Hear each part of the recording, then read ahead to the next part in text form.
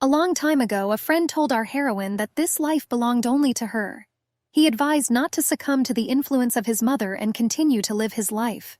These words surfaced in her memory, and the girl did not understand why.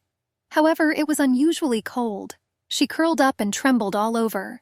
The cold enveloped her from head to toe. The blonde touched the floor with her hand. It turned out to be very cold and hard. It seemed to be made of stone. The girl remembered that if you sleep on a cold floor, you can get sick. It was still unclear to her how she ended up in such inhuman conditions. Rising, Leah shook her head slightly. She suddenly felt an unbearable pain. Her whole body ached. She grabbed her shoulder with her hand. The pupils of her eyes widened in surprise. The girl looked around slowly, trying to figure out where she was. The room looked suspiciously empty and resembled a basement. Inside, there was only one iron door and dim lighting. Leah carefully stood up and approached her warily. The girl tried to open it, but in vain. She realized that she was locked here. There was something pleading in her gaze, and her eyebrows frowned slightly. In a fit of mild panic, she began to pull the handle again. And yet the gates did not budge. Now my hands were shaking not from cold but from excitement. Leah began to guess that she had been kidnapped.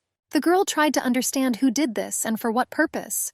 Her meager financial resources could not be considered the reason for this. Bad thoughts began to creep into my head. Trafficking in organs, people, or even a serial maniac. An even bigger problem was that the heroine did not remember anything. In her last memories, she was sitting in a cafe with her friend. Leah told her about her upcoming internship in another country. Everyone went to study abroad, but she couldn't afford it. The friend was clearly not happy with this news. With all her appearance, she showed disapproval. She asked how long the girl's departure would last. Leah replied that she planned to leave for a year. If all goes well, she may stay longer. The interlocutor frowned.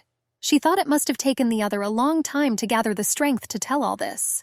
The blonde slowly drank a sip of plain water. She stated that she did not want anyone to know about this. The interlocutor muttered that she was simply running away. Leah decided to remind her friend of her own words. You need to be free and live your own life. That's why the girl decided to take this action. She wanted to learn something new and test herself. The heroine also did not want to hear about this from her friend. She became pregnant before finishing school and decided to quit school to get married. In response, she angrily snapped that it was her choice. She realized that the girl was still angry with her for this incident. Like mine, Leah muttered, frowning. The heroine confidently stood up from the table, handing the letter to her interlocutor. She said that she would not be able to catch the birth of the child. Therefore, Leah decided to congratulate her in advance.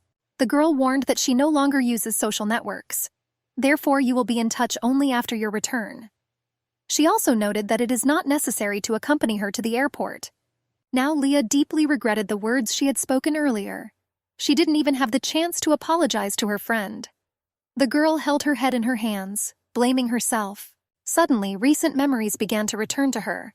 She remembered how she was in a hurry because she was late for the plane. She then arrived at the airport in France. There was loud bustle and noise there. Raised voices and shouts of people were heard somewhere. It looked like the dispute was in full swing. The girl's stomach suddenly began to growl. She instantly grabbed him with both hands. Leah assumed that she had eaten something wrong on the plane. Setting her glass of coffee on the seat, she headed to the restroom. Many people said that in Europe it is difficult to get there. That's all the girl remembered. The rest was a blur. Then she realized that all her things were gone. Phone, passport, and also a handbag and suitcase. Leah approached the door hopefully. She had already raised her hand to knock, but suddenly she heard unfamiliar voices. Someone's steps were approaching her room. The girl was at a loss, not knowing what to do. An idea popped into her head. The stranger began to open the door and it creaked open. In the cool room, he noticed a sleeping girl with long hair. Leah was scared to death. She couldn't even breathe normally. The sound of distinct approaching footsteps echoed. The girl's stomach hurt again. She thought she was going to throw up. In addition, there was no latrine in this basement. An unfamiliar person stood behind the girl. She did not show that she was conscious. She was horrified when she realized it was the kidnapper. Then he took a few confident steps and stopped right in front of Leah. She did not understand what was happening, while at the same time burning with curiosity. It was too dark to see anything. Opening her eyes slightly, she saw black men's shoes. Leah continued to feel unbearable pain in her stomach. If she vomited on this man's shoes, he would probably be furious. The girl thought she had definitely gone crazy, because in such a situation her thoughts wandered around such insignificant things. Suddenly, an unfamiliar silhouette spoke. He called the situation strange. The girl should have woken up by now. The blonde said that he had never made a mistake with the dosage. He guessed their victim was heavier than he looked. Leah found this offensive. The hostage then realized exactly what the man had said. Dosage. He probably put drugs in that coffee. That explained why she didn't remember anything. All because of the drug. Obviously, the villain did this to kidnap Leah. She wondered why he needed this. The man said he would have to check it himself. The girl tensed. She ordered herself not to move because any movement could only worsen the situation. The blonde sat down slowly. He carefully examined the hostage. Suddenly, her stomach growled loudly. The man grinned. He told his partner that there had been a mistake. They grabbed the wrong man. He asked what their next steps were. They couldn't just let her go. This could cause an international problem. The blonde offered to kill the girl. Leah felt cold sweat break out on her forehead. She didn't want to die. If it was the kidnapper's fault, then he should have just let her go. She saw nothing but his shoes. The second man rejected the idea. He said killing would be a waste of time. Besides, the hostage has a beautiful face. The girl breathed a sigh of relief. At least one of them was sane. The man continued, grinning. He said that it would be nice to have such a talent in his harem. These words made Leah very tense. If they manage to please him, they will win his favor. And at the same time, they will get rid of this woman. The blonde clearly liked this idea. Unexpectedly for Leah, this man approached her again. He gently grabbed her wrist.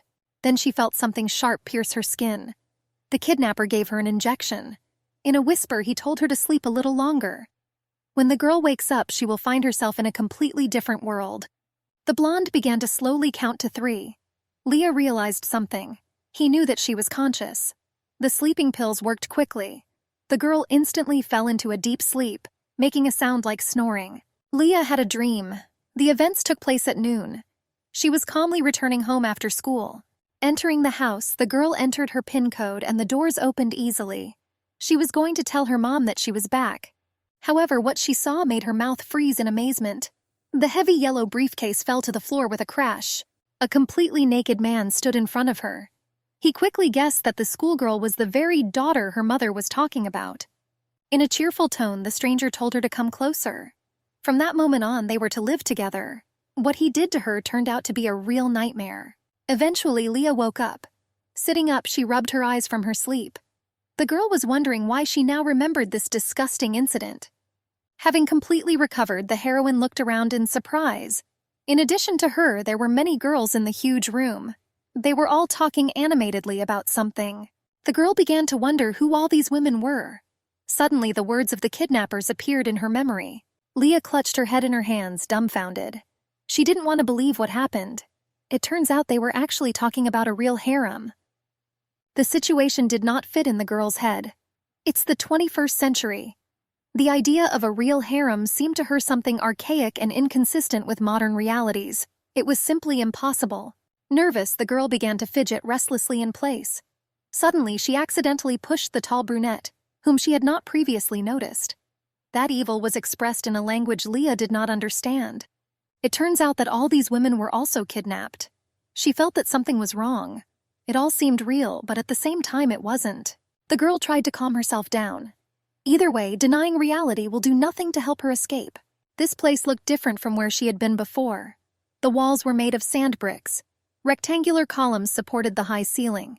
The interior was reminiscent of Egyptian pyramids. In the far corner, there was a staircase leading to a door.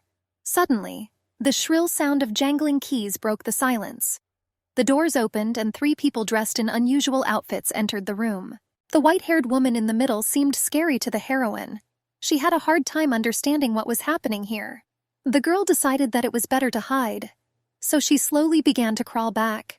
The woman began to carefully examine each of the hostages. A girl with blonde hair approached her with a confident look.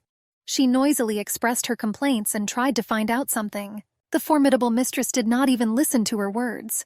Silently and mercilessly, she slapped her in the face. Then the woman suddenly grabbed the poor girl by the hair. She easily threw it into the wall. The captives were scared. Some of them began to whisper to each other. The hostess issued a warning in an angry tone. Anyone who tries to escape will be killed.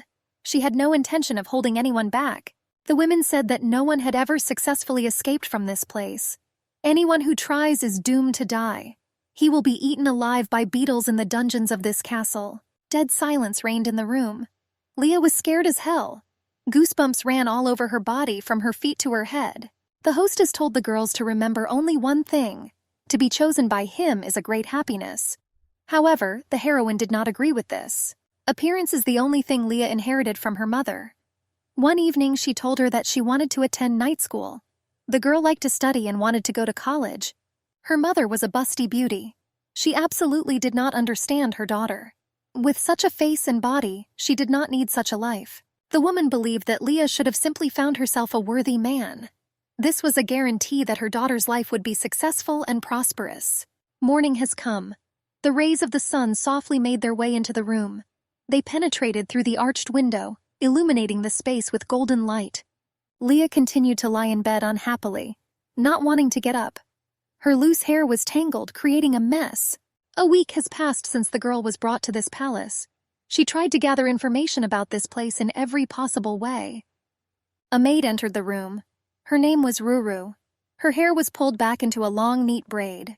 Smiling, she politely asked how the lady slept. Each captive was assigned a servant. Leah guessed that they were carefully trained, because it was quite difficult to get any information about this place, and even about the current situation. The maid asked what the girl would like to wear today. She muttered in a sleepy voice that she didn't care. Leah continued to wander in her thoughts. She managed to find out only a little. She was in the old city. It housed a palace and government buildings. This harem was significantly different from those described in history books.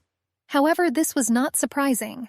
This culture disappeared at the beginning of the 20th century. Worried, Ruru said that this would not work. The lady had to get dressed. Leah sighed sadly. She didn't see the man who supposedly chose them anywhere. In fact, she didn't want to see him. After all, he was the one who kidnapped her and dragged her into this mess. This fact irritated the girl terribly. Who knows, maybe it was a nasty, fat old man. Leah considered this an abomination. The girl was seized by a tremor.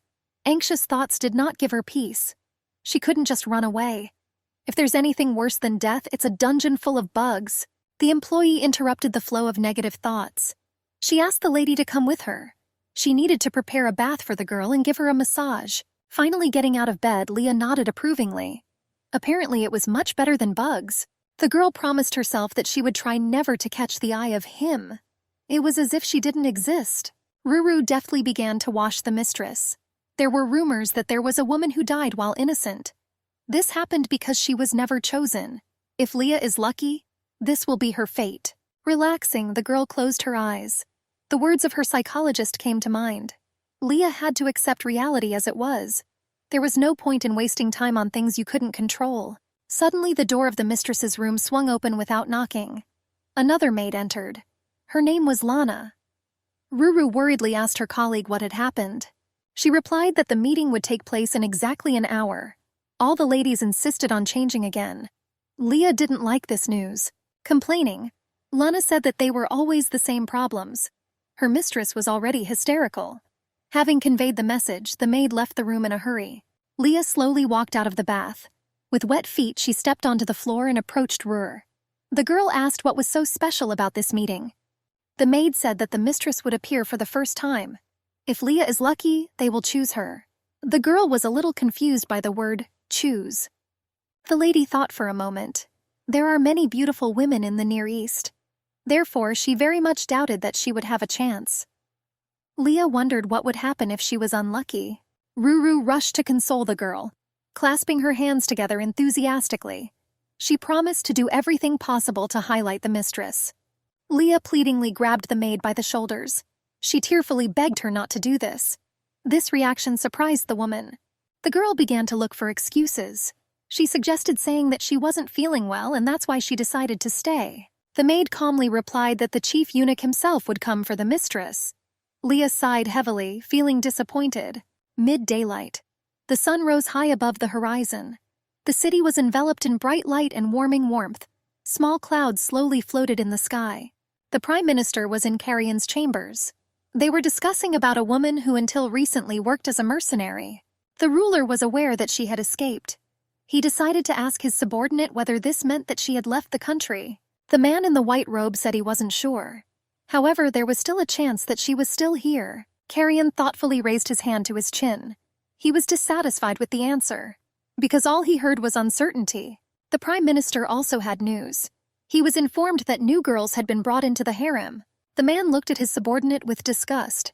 He confidently stated that he had said many times that His Highness did not care about this. The Prime Minister assured him that he remembered everything perfectly. The ruler expressed the opinion that these girls were disgusting, like parasites. Carrion tried to end the conversation rudely, but the man reminded him of the escaped mercenary. She still had to have a goal that she was pursuing. The ruler began to understand what he was hinting at. His blue eyes focused on one point, full of reflection and deep attention. The Prime Minister did not give up trying to interest Carrion in the harem. He noted that some of these girls were gifts from the nobility. Moreover, unlike the previous order, women in the harem could walk freely around the courtyard. The ruler chuckled interestedly in response. He gave the order to examine all the girls. This important event was called a meeting by the men. Carrion looked sternly at his subordinate. They were obliged to personally examine the girls, because there is a possibility that the enemy has disguised himself among them. The white-robed man bowed slowly. He assured Carrion of his readiness to carry out his orders. Coming out of his chambers, the Prime Minister breathed a sigh of relief. Finally, he could allow himself to relax. When one incident occurred in the palace, this country was filled with anxiety and confusion. Suddenly, the man began to sob. He thought it made him look like an idiot. Having calmed down, the Prime Minister began to think. It seemed to him that a king was determined not by blood ties but by higher powers in heaven. Leah decided to choose her own dress, and when the maid saw this, she was dumbfounded with shock. She asked her if she had made a mistake in choosing this particular outfit for the meeting. The girl did not understand what caused confusion among the servants. Ruru asked where the lady found these clothes. She also pointed out the excessive ordinariness of this outfit. Leah asked what was wrong with looking simple. At this time, the maid carefully examined the girl's face. She thought she looked bad. Then she noticed that the mistress had not put on makeup. This is exactly what Leah wanted. In her defense, she said that it was fashionable now. She liked to look natural. If a man's eyesight is normal, he will never choose a girl among these painted peacocks. Exactly an hour has passed. Almost all the young ladies have already gathered in the main hall. It was decorated with elaborate curtains and sparkling chandeliers. Everything turned out exactly as Leah expected. The ladies were dressed in amazing dresses. Their faces seemed perfect, as if created for perfection. The charming appearance of women had its effect. The girl could not take her eyes off them. The lady sighed with relief. She was glad that now she would probably not attract the attention of the ruler. Leah accidentally overheard the conversation of one of the ladies. There were rumors that this man was the king's regent, and in fact he is his eldest son. All powers were transferred to him since the king was very ill. The lady heard almost nothing from the noise of the crowd. One of the girls continued. She heard that he was a cruel tyrant. Even ministers and officials trembled with fear. The second lady stated that during meetings he could throw things and overturn tables. Her friend called it extremely cruel. Also, his name was Carrion, which means darkness. Leah thought that this was not surprising. After all, this man has a dungeon full of insects. Even his name sounded ominous. An employee's voice was heard in the hall. He announced the arrival of Regent Carrion. All the girls tensed, not knowing what to expect. Leah clumsily backed away just in case. The girl decided not to even look in his direction, but involuntarily looked up. At the same moment, Regent Carrion entered the room. The lady could not see him carefully. However, the man was taller than she thought. He wasn't a fat old man at all. Leah turned her gaze to the women standing in front. They tried their best to look attractive in order to be chosen. The silhouette of her mother appeared before her eyes. He still instructed her to look for a worthy man and forget about studying. However, the girl did not want this. Regent Carrion began to walk around the hall, carefully examining each of the ladies. Suddenly, it seemed to Leah that he turned his gaze to her. The next moment, the man turned around and walked away. The Prime Minister and the hostess stood there fiercely, watching what was happening. The lady's face was covered with cold sweat. It was scary. She thought she saw a glimpse of blue for a moment. The girl was incredibly bored. Not that she had anything to do once she got back to the room. She was looking forward to it all being over. Leah was completely immersed in her own thoughts, forgetting about what was happening. She missed her cell phone incredibly. The girl wondered if there was even internet in this country. Her thoughts were interrupted by a rough male voice. Raising her head, the lady noticed Regent Carrion. The terrifying trio stood right in front of her. Suddenly, the girl screamed and jumped up. The ruler remained standing in place, expressing bewilderment. Leah quickly fell silent, covering her mouth with her hand. She still couldn't believe her own eyes. A bright blush covered her cheeks, speaking of inner excitement. The man asked the girl's name. Leah stood there, unable to say a word. It was impossible. Everything seemed wrong. The ruler turned out to be incredibly attractive. He stared at the girl with an eagle's gaze, waiting for an answer. She continued to look at his distinct facial features, stunned. The hostess turned to Leah with displeasure. She said the regent asked her name. She should have already answered his question. Suddenly, the man turned around and said that it didn't matter anymore. He didn't understand how, with such an appearance, she managed to get to this place. Laughter and ridicule were heard from the crowd. Regent Carrion silently left the room. Exhaling, the lady thanked God that she managed to avoid trouble. She was glad that the man ignored her, but at the same time it made her terribly angry. After the meeting, the trio moved along a corridor with arched windows. The sun was still shining brightly outside. The branches of the trees swayed smoothly in the wind. The Prime Minister spoke first. He asked the regent's opinion. Didn't it seem to him that the new girls looked quite decent? He ignored his question. The man turned to the white-haired woman. He heard that she was the one in charge of managing the harem. She nodded in agreement. Carrion demanded a full account of their names, origins, and patrons. The woman expressed her consent without any doubt. The regent mentioned the girl he was approaching. The man instantly fell silent and said that it didn't matter. Turning around, he walked away. After the meeting, Leah was in her room. Boredom drove her to the point where she decided to start dusting. The maid entered the chamber. She asked how the meeting with her mistress went. Leah replied that nothing special happened. As soon as Leah mentioned Carrion, the door slammed open. The girls stood stunned, not understanding what was happening. An angry hostess burst into the room. Ruru asked what brought her here. She looked at her with a fierce look. The woman silently raised her hand and hit the maid hard in the face. The fragile girl fell on all fours from the blow. The hostess asked in a menacing tone how she dared joke in front of the regent. She also reminded her of the rules to follow. Blushing up to her ears, the employee sat awkwardly on her knees. She sincerely began to beg for forgiveness. To her left, the woman heard a stuttering voice. With trembling lips, Leah tried to say that Ruru was not to blame. The lady took a deep breath. With a more confident tone, the girl said that she herself had chosen this outfit. She was the one who did it. Leah continued to defend her maid. She claimed that Ruru tried to stop her. However, the girl insisted on her own, so she eventually gave up. The owner replied that she was fully aware and understood the situation. Times have changed, but there are strict laws to follow. No normal maid will forget this. Leah wanted to ask a question. However, the woman interrupted her, calling her a stupid girl. She asked if she really didn't understand anything. The strict mistress gave her a warning. If the girl causes more trouble in the future, Ruru will be punished in her place. This was said in a scary tone. Having finished the conversation, the woman silently turned around and left the room. Leah remained standing there, confused. A feeling of injustice raged in her soul.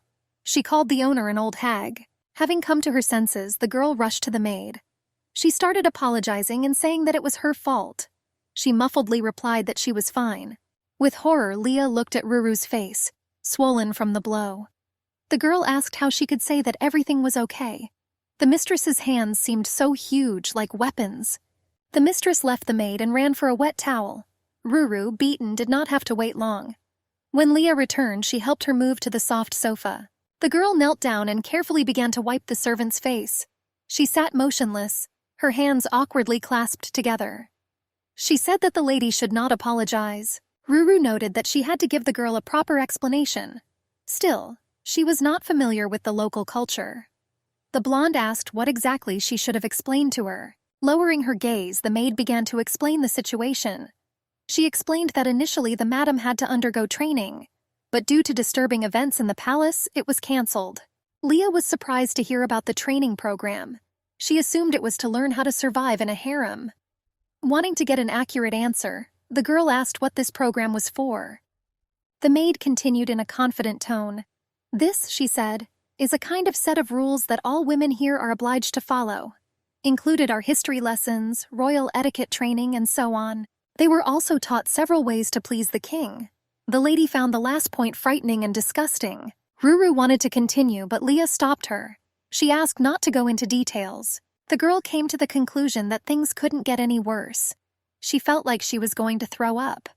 But when she remembered what happened at the banquet, she didn't have a chance. The lady felt sorry for Ruru. Her strategy was successful. Unable to contain herself, the girl giggled. The maid just looked at her in surprise. A quiet knock was heard in the regent's chambers. It was the Prime Minister. Carrion replied that he had arrived just in time. The man casually threw a neatly folded stack of papers onto the table. He said he looked at them all. Carrion said that with the exception of a few whose identities they knew, everyone else was a suspect. The regent raised his hand and tapped his fingers lightly on the document. He pointed to a specific woman. Among everyone, she seemed the most suspicious. Besides, they only knew her name. Nothing more. They did not know where it came from or which nobleman sent it as a gift. The Prime Minister looked carefully at the pasted photograph of the girl. He remembered this lady. The man pulled the sheet closer to his face, continuing to study the image. In a hushed voice, he noticed that this girl definitely stood out from the rest. The old man asked what Carrion was going to do. If she turns out to be a spy, they will interrogate her and force her to reveal who is behind all this. Or they will simply be expelled from the country. However, if the lady turns out to be that same mercenary... The man paused. He stated that they would execute her. The regent added that this woman had killed his younger brother. That's why they couldn't let her go so easily.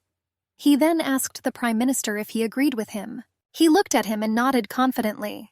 One could read agreement and submission in his red eyes. The old man said they shouldn't have acted on circumstantial evidence alone. After all, then the situation will only get worse. It will be unpleasant if the prey hides. The ruler listened carefully to his subordinate. After some thought, he decided to conduct meetings with the suspects in person. The Prime Minister could not hide his surprise. Seeing such a reaction, the regent noted that there was nothing to be surprised about. The man decided to remind his subordinate of his own words. More recently, he claimed that this was the harem of His Majesty Carrion. Actually, the ruler had every right to date girls. This way, he could check them all without raising suspicion. Finally, the Prime Minister understood everything. He bowed and declared that he would convey this message to the head of the harem. The man noted that Regent Carrion was still working non-stop. He asked him to take a break, and he agreed. Then the door closed with a quiet creak. The ruler was left alone in the room. He began to look at the image from Leah's documents again. The Prime Minister walked slowly down the corridor. Suddenly, a black silhouette appeared behind him. However, the old man did not even flinch. The mysterious man ordered him to stay away and not take his eyes off him. The man obediently agreed. There was peace and quiet in Leah's room. She became so lost in her thoughts that she began to lose track of time. It was very warm, sunny, and clean here. However, the girl had only one problem. It was that she had nothing to occupy herself with. She didn't like idleness at all. If she hadn't been kidnapped, she would have been busy working as an intern after her trip. Bored to the point of madness, the lady began to scrub the floor with a rag. Naturally, the girl has already been fired. Since she did not go to work and was now far away, Leah could not understand what she had forgotten in this strange country. Suddenly, the doors opened without knocking. A stunned Ruru burst into the room. Breathing heavily, she turned to her mistress. Then the maid saw what the girl was doing. Her facial expression reflected a mixed feeling of surprise, alarm, and bewilderment. Leah gasped awkwardly and blushed. She tried to say that she was cleaning. Ruru, puzzled, dropped to the same level as her mistress. She asked if she was doing a bad job or was simply not suitable for her. The maid began to deny everything. She argued that this was not the case. Leah indignantly stated that she was incredibly bored. There was no internet here. She had no choice but to sit in her room all day. This torture drove the girl crazy. Ruru looked at her mistress knowingly. She thought she should have gone out into the fresh air. The maid stood up abruptly and began to kick the girl out of the room. She said she needed to go for a walk. Leah tried to resist, but to no avail. A second later, she stood in shock in the corridor. Finally, Ruru asked the girl not to do her work anymore. The lady wanted to invite her to divide the affairs. but the doors slammed shut in her face. The airflow brushed Leah's long hair. There was a light breeze blowing outside. The girl walked slowly along the corridor with arches opening onto the street. Despite her concerns, nothing happened after the banquet. It seemed to her that the other ladies had already become friends. Leah snorted in displeasure. She didn't want to drink tea with them. Lost in thought, the girl did not hear a man approaching from behind. The man indignantly asked who she was and how she got here. This area was reserved only for members of the royal family. The lady did not realize that this voice was speaking to her in reality. He seemed damn familiar to her. The man's hand touched the girl's shoulder. He turned to her again and said that he had asked a question. Frightened, Leah instinctively waved away the stranger's hand. She screamed and told him not to touch her. Regent Carrion did not expect such a reaction at all. The surprise was so strong that he lost his balance and approached the edge of the balcony. The man began to fall backwards. He spread his arms out to the sides in an attempt to grab onto something. However, his efforts were unsuccessful. After a moment, the girl realized her mistake. The ruler fell to the ground with a crash and let out a groan. The alarmed birds quickly took off into the air. Then came the sounds of guards stomping. 2 tall armed men ran up to Leah. They pulled out their katanas and blocked her path. The girl tried to make out the faces of the guards. She didn't understand who these people were and where they came from. Suddenly, Leah realized that there was something much more important than these questions. The lady looked back towards the balcony from which the ruler had fallen. There stood a dark-haired man with a katana on his belt. His name was Faris. He turned to Carrion, asking if he was okay. The man lying in the bushes sighed heavily. He barely said that he was still alive. The girl covered her mouth with her hand in shame. This was a huge relief for her. She realized that she had almost committed murder. Regent Carrion remained motionless, lying in place. He expressed himself angrily and said that he could not move at all. Evening was slowly approaching. The light was already on in the lady's room. She sat motionless on the silk sofa in her room. The mistress of the harem stood in front of her. She wanted to discuss several important issues with her. Without allowing the woman to say a word, Leah interrupted her. She started saying that Ruru didn't do anything wrong. It was all an accident. The girl came to the conclusion that the regent was to blame for everything. It was he who suddenly came up from behind and scared her. The hostess was surprised by the mistress's reaction, because she didn't even say anything. She also found it strange that the guards did not prevent Leah from entering the forbidden territory. The woman advised the girl to be more careful in future. She noted that this place is exclusively for the royal family. Leah had no right to visit him without permission. Suddenly, the mistress anxiously grabbed the mistress's hands. She said that from now on she had nothing to worry about. The girl promised that she would not set foot on that territory again. The woman looked at her in bewilderment and pulled away. Leah realized that she had done something wrong. The hostess explained that she came to her for another reason. She was going to personally tell the lady important news. The regent plans to talk to each girl separately. Leah stood there dumbfounded. The woman said it was very important. Therefore, the lady should have made sure that she was well prepared. She was haunted by the thought that each one would be alone with him. She assumed it would be some kind of interrogation. Then Leah realized one thing. There is no way she will be able to avoid the meeting. This realization made her even more nervous. She didn't know what to expect from her conversation with the regent. Finally, the hostess gave a warning that she would keep an eye on her. So the lady should have been more careful. Then the door clanged shut. The girl stood there confusedly, not understanding what to do. Out of desperation, she shouted Ruru's name, hoping for help. Morning of the next day. The bright sunlight gave everything around a special shine. Having carefully collected herself, Leah went to the terrace. The girl leaned against the wall, looking at the other women. According to her maid, some of them had already talked to Carrion. They sat lazily on the sofas, discussing something among themselves. The lady looked at them with curiosity. She wanted to come over and find out how it all went. With disappointment, she thought that it was not worth going to them. It didn't look like any of them would deign to answer her. Suddenly, the girl felt a sharp push in her back. It was a dark-haired woman whom the mistress had noticed more than once. With contempt, she expressed her surprise by asking what Leah was doing there. The brunette added that she was hiding like a rat. The girl looked at her indignantly. It was annoying from day one. When the lady woke up, she accidentally pushed the woman. She immediately seemed rather stern to her. The brunette noted in a condescending tone that number 20 was Leah. When she first heard about the numbers, the girl was surprised. the woman continued sarcastically. She heard that Regent Carrion was injured because of his mistress, so instead of being here, she should have thought about herself. And also be grateful that she wasn't sent to prison. The brunette asked if Leah was really that desperate to get his attention. She looked at her with a frowning face. As she left, the woman insultingly called the lady a pathetic little fool. She stated that 1,000,000 years would not be enough for her to attract the attention of the ruler. These words surprised Leah. She wondered how this woman even dared to speak out like that. The lady hoped that she would not even have to meet with the regent again. Night has come. The stars sparkled brightly in the sky. All the girls had been in their rooms for a long time.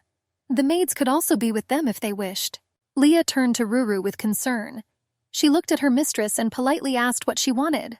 The girl asked about number 20. Her hand twitched awkwardly. The maid asked where she heard it. Leah replied that she was on the terrace. One of the girls called her number 20. The woman sighed heavily.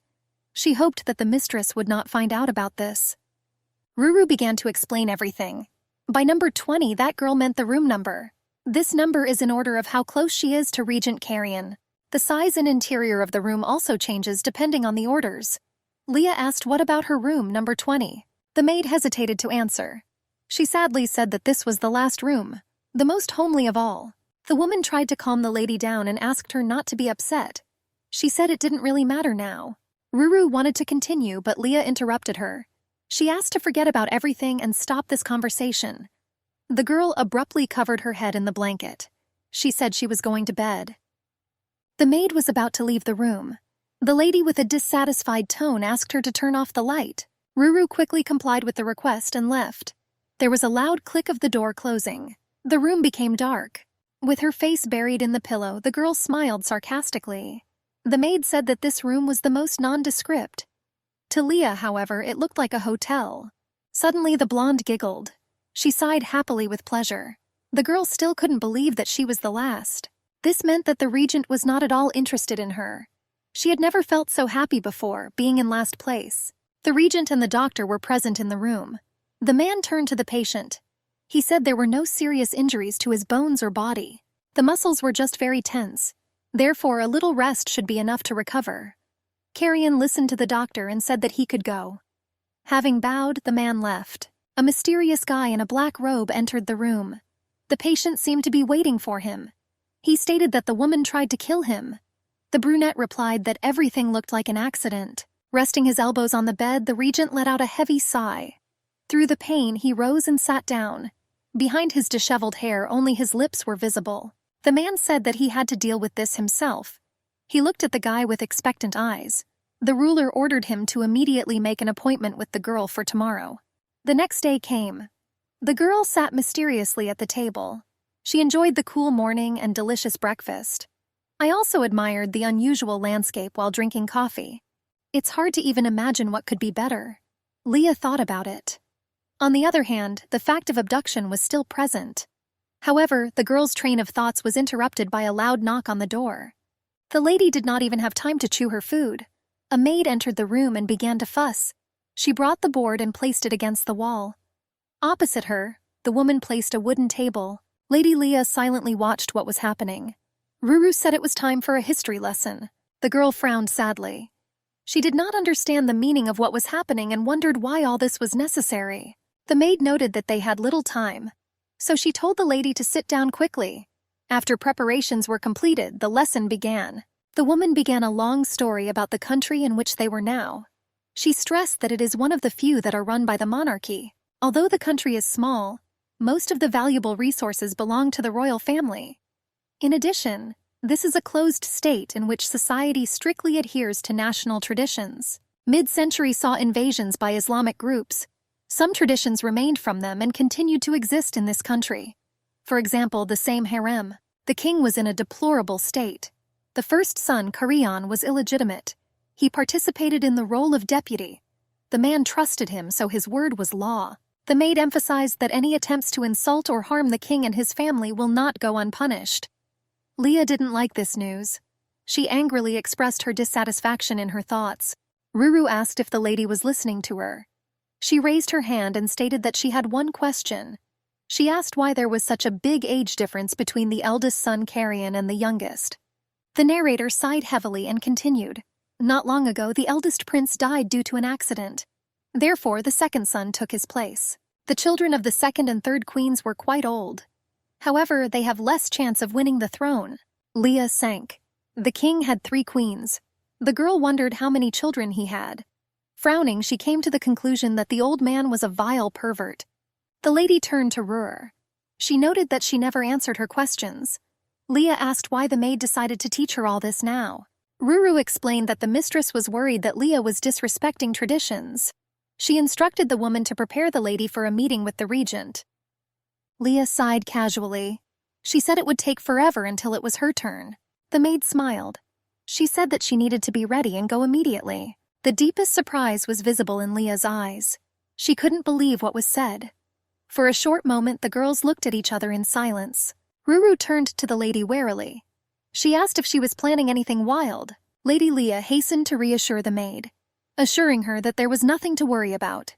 She wasn't going to do anything out of the ordinary. A dim light burned in the dark room, barely illuminating the space.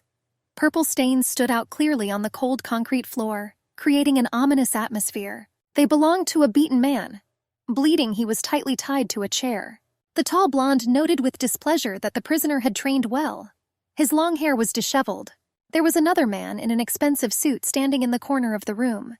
He confidently stated that the prisoner was no match for his partner. Then he asked if he had received an answer to his question. The blonde said not really. The prisoner claimed that they were mercenaries in the palace, but he didn't know who exactly. Therefore, the man did not consider this a full answer. He informed his partner that he needed to return to the palace. He noted that the boss ordered to monitor the further course of events.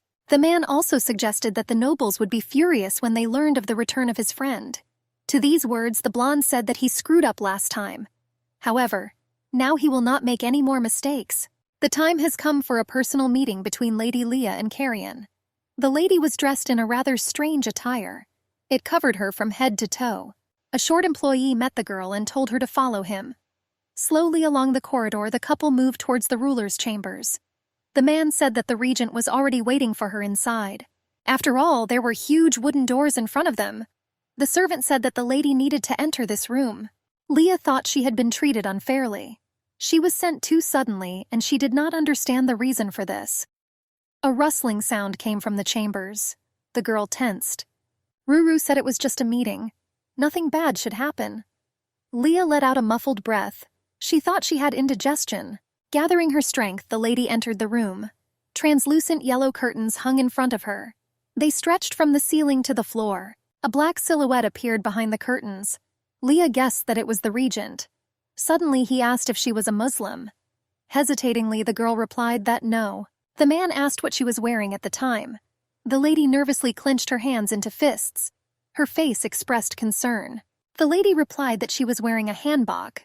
This is the traditional dress in her home country. The situation that arose was very stressful for Leah. Carrion, unable to resist, let out a quiet laugh. He asked what country the girl was from. The question posed infuriated the lady. The ruler himself kidnapped her. She didn't understand why he was asking this.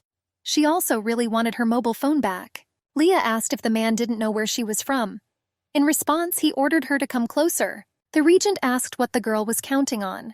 It seemed to him that she was taking this situation too lightly.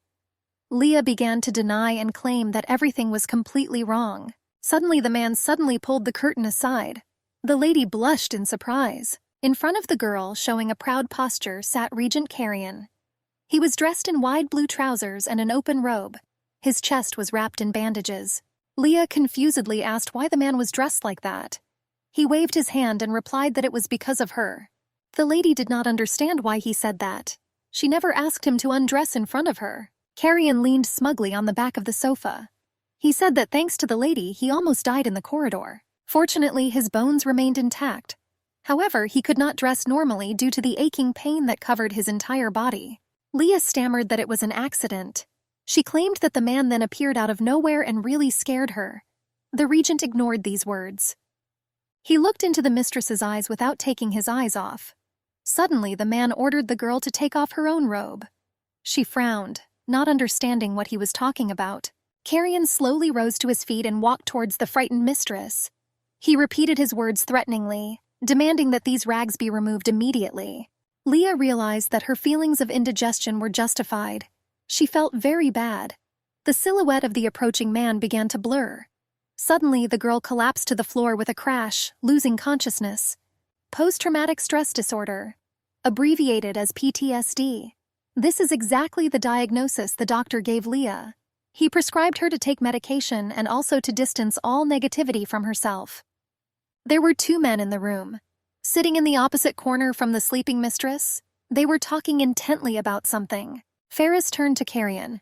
He asked what he was doing with the girl. The regent was clearly outraged by the question asked. The ruler asked the gentleman what he meant. He didn't understand who they took him for. Deciding to answer the question, Carrion explained that he had only asked Leah to take off these strange clothes. The regent's face showed great excitement. He asked the guy if he was sure that the lady was not pretending. It seemed to him that it was impossible to switch off so suddenly.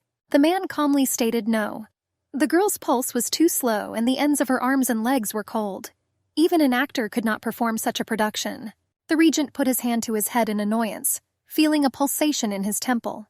This situation irritated him to no end. He couldn't even ask anything. But of all the women, she was the strangest. Fueled by a thirst for curiosity, Carrion suggested calling a doctor. Ferris shook his head and said that it was not worth it. It was just a fainting spell. He stated that the ruler was not able to deliver the mistress to the harem. The man intended to offer his help, but he was interrupted. In an angry tone, he was told not to touch the girl. The regent said that he would deal with her himself. Ferris just stared blankly. Carrion continued dryly. The gentleman previously claimed that it was not dangerous. Therefore, the man wanted to make sure that Leah would wake up. He has a lot of questions, and it won't be difficult for him to wait a little. After carefully listening to the interlocutor, the guy asked if he could go. The regent nodded approvingly without saying a word. The huge doors clicked quietly as they closed. Ferris cast a puzzled glance after him and walked away. In the room, the regent was left alone with the sleeping girl. He wandered in his thoughts, continuing to stand motionless. After some time, the man came to his senses. He cast an interested glance towards Leah. The lady lay peacefully on the bed, deep in sleep. She was on her back and her arms were wrapped around her slender stomach.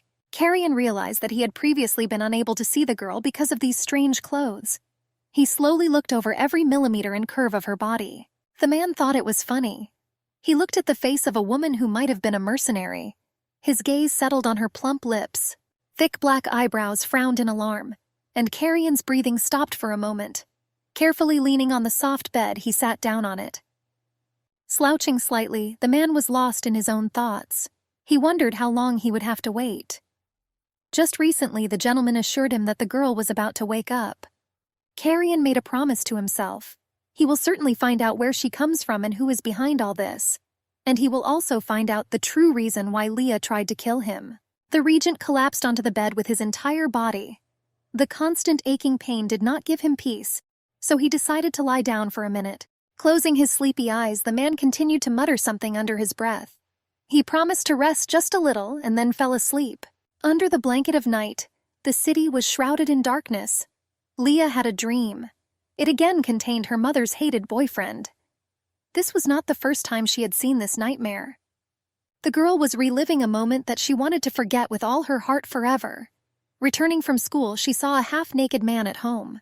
Smiling, he turned to her and said that they would definitely find a common language. He then began to open his arms and grabbed her shoulders, trying to pull her towards him. Leah began to struggle and scream in protest. The man asked why she was so tense, urging her not to be afraid and to relax. He claimed that for him she was like his own daughter. Being half-conscious, the girl maliciously called him a brat. Then her eyes slowly began to open. Morning has come. The light spread through the quiet streets of the city and awakened him to a new day. People gradually began to bustle about, filling the streets with noise. Waking up, Leah felt a rather unpleasant aftertaste. She dreamed about this nightmare again. This fact irritated her terribly. In front of her, the lady noticed long orange curtains. She was in shock for a moment. The girl wondered where she was. Leah looked around warily. To her left, she noticed a sleeping brunette. It was Regent Carrion. His hair was disheveled in his sleep, partially covering his face. The lady was frightened by the fact that she found herself in the same bed with a stranger. Suddenly, she jumped up, moving away. Then Leah became fully aware of who was lying next to her. The girl was overcome with horror and screamed with all her might. A piercing scream echoed throughout the castle, reflecting her fear. Hearing the screech, the guards turned towards the ruler's chambers. They tensed in anticipation of a possible threat. Next to them stood another man, the same brunette with a short haircut. In a calm tone, Fares told the guards to calm down. There was nothing to worry about here. Carrion also woke up involuntarily. Exhaling heavily, he asked who was making noise so early. His wounds still hurt, reminding him of what had happened. Looking around, the man noticed a frightened girl. She sat hugging her knees and also looked at him carefully. The regent's breath caught. He was unable to utter a word. A bright blush appeared on the mistress's face and shock was reflected in her eyes. It was an early morning. There were two people in the room. The prime minister and the hostess were talking, figuring out something important. The man turned to the woman with a demanding expression, carefully placing the saucer and cup on the table. Looking into her eyes, he asked if he had a chance. The harem manager stated that due to what happened earlier, she did not see such a possibility. Strange rumors were circulating around the palace, and the prime minister knew about it. They knew that everyone had their suspicions. However, none of the palace residents were willing to express personal opinions. The old man in the white robe sighed heavily. He was really aware of this gossip. The man said that the killer was one thing, but rumors would not lead to anything good. Then the prime minister raised his head sharply. He asked how the new girl was doing. It seemed to him that the regent did not take his eyes off her. The woman was silent for a minute. After some time, she clarified whether he was talking about number 20. She then added that she doubted the man's statement. At the same moment, a couple was in the chambers of Regent Carrion. They were stunned by what was happening and looked at each other in bewilderment. The man began to remember that this was the same girl who came yesterday. He found it strange how distant she acted. Carrion stood up and slowly began to approach his mistress. He asked her not to misunderstand him. The man wanted to continue, but he was interrupted by the sudden cry of the girl. Frightened, Leah screamed and demanded that the ruler not touch her. Then she grabbed the hem of her dress and rushed to the doors. The regent tried to stop the lady, but all his attempts were in vain. She didn't even want to listen to him. The man stood there, confused and disappointed. He had so many questions for the girl, but now he didn't know how to ask them. Leah ran out of the room and closed the doors with a bang. She leaned her back against them, trying to catch her breath. The lady did not understand what exactly frightened her and why she did this. Then the girl looked up. The corridor was filled with strangers who looked at her suspiciously. Leah began to stutter, trying to say something in her own defense. She managed to squeeze out that nothing had happened. In response, these people only turned around, completely ignoring her. The girl continued to scream and swear that nothing had happened. Leah continued to move quickly along the corridors. She then decided to stop and take a break to catch her breath. The lady still could not forget about what had happened. She knew she had definitely passed out. This hasn't happened to her for a long time. The girl sighed heavily with annoyance. She knew that the master would misunderstand her again. This fact angered her, and she expressed herself obscenely out loud. Suddenly, Leah noticed a man lying by a column. As she got closer to him, she realized that he had lost consciousness. The lady was overcome with a feeling of anxiety. She didn't know what to do or how to call an ambulance here. The excited girl ran up to the unconscious body. She gently shook the blonde's shoulders and asked if he was okay. Leah then grabbed the guy tighter and told him to wake up. With irritation, she noticed that he reeked of alcohol. Waking up, the blonde hummed a long time. He looked at the girl and asked what kind of angel woke him from sleep. Leah cast a suspicious glance. She pushed the guy's body away and it hit the ground with a loud crash. The lady realized that he was completely fine. The man sat cross-legged and thought about how annoying it was. As it turned out, the girl coped much better than he expected. Behind him, the blonde heard a familiar voice. This was the mistress of the harem. She addressed him respectfully as Lord Caesar. The woman asked what the man was doing here and in such a state. He smiled back and noted that they had not seen each other for a long time. Caesar explained that he simply drank too much with his friends the night before. He added that the hostess should know what these aristocrats are capable of. She just looked at him with contempt. There were two men in the ruler's office. Despite his wounds, Regent Carrion was already dressed in his casual clothes. He turned to Fares. The ruler asked whether it was not a man's duty to protect him. Frowning, he questioned why he had left him alone with this girl last night. Faraz replied that the lady posed no danger. Otherwise, he wouldn't have left Carrion alone with her. The regent concluded that the man trusted Leah. He gave him a disapproving look and asked what would happen if he was wrong. Faraz stated that the main targets are the king and the first prince. Accordingly, the girl would not take risks. Carrion suggested that he need not worry since he was the king's illegitimate child. In a cold-blooded tone, the man said that if Leah turned out to be a murderer, he would get rid of her. His gaze was persistent and penetrating, reflecting the determination and seriousness of his intentions. Regent Carrion nodded and stated that he needed to check a few things before doing so. He ordered Faraz to go with him to the harem. The rumor spread like wildfire. Leah had a hard time believing one thing. Apparently, she was the only one who spent the whole night in Carrion's room. Strange gossip had been circulating around the palace for a long time, because of his indifference to the women of the harem. This raised various questions and guesses among many. The girl thought about the possible preferences of the king's eldest son. However, she immediately discarded such thoughts. His sexual orientation should not concern her. It seemed to Leah that there was no point in this. She didn't understand why she was kidnapped. The lady then came to the conclusion that this was not a topic to think about at the moment. The blonde began to wonder whether it was normal that she so suddenly ran away from the regent's chambers. Although she was not familiar with the culture of this country, the king did exist here. It seemed to the girl that the ruler considered her crazy. Then behind her, Leah heard Ruru's voice. With a sincere smile on her face, she said that she was proud of her mistress. The maid added that even the manager told her to take special care of Leah.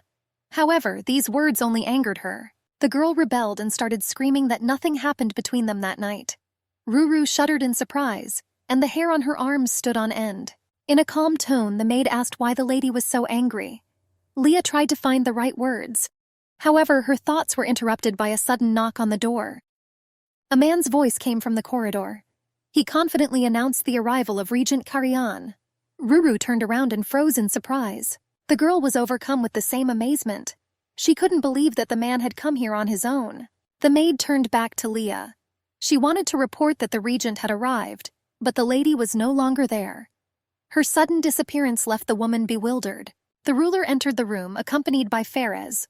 All they saw was a confused Ruru standing in the center of the room with a confused expression on her face. The man looked at the maid. He noticed that the lady was not there now. Carrion's partner stared thoughtfully out the window.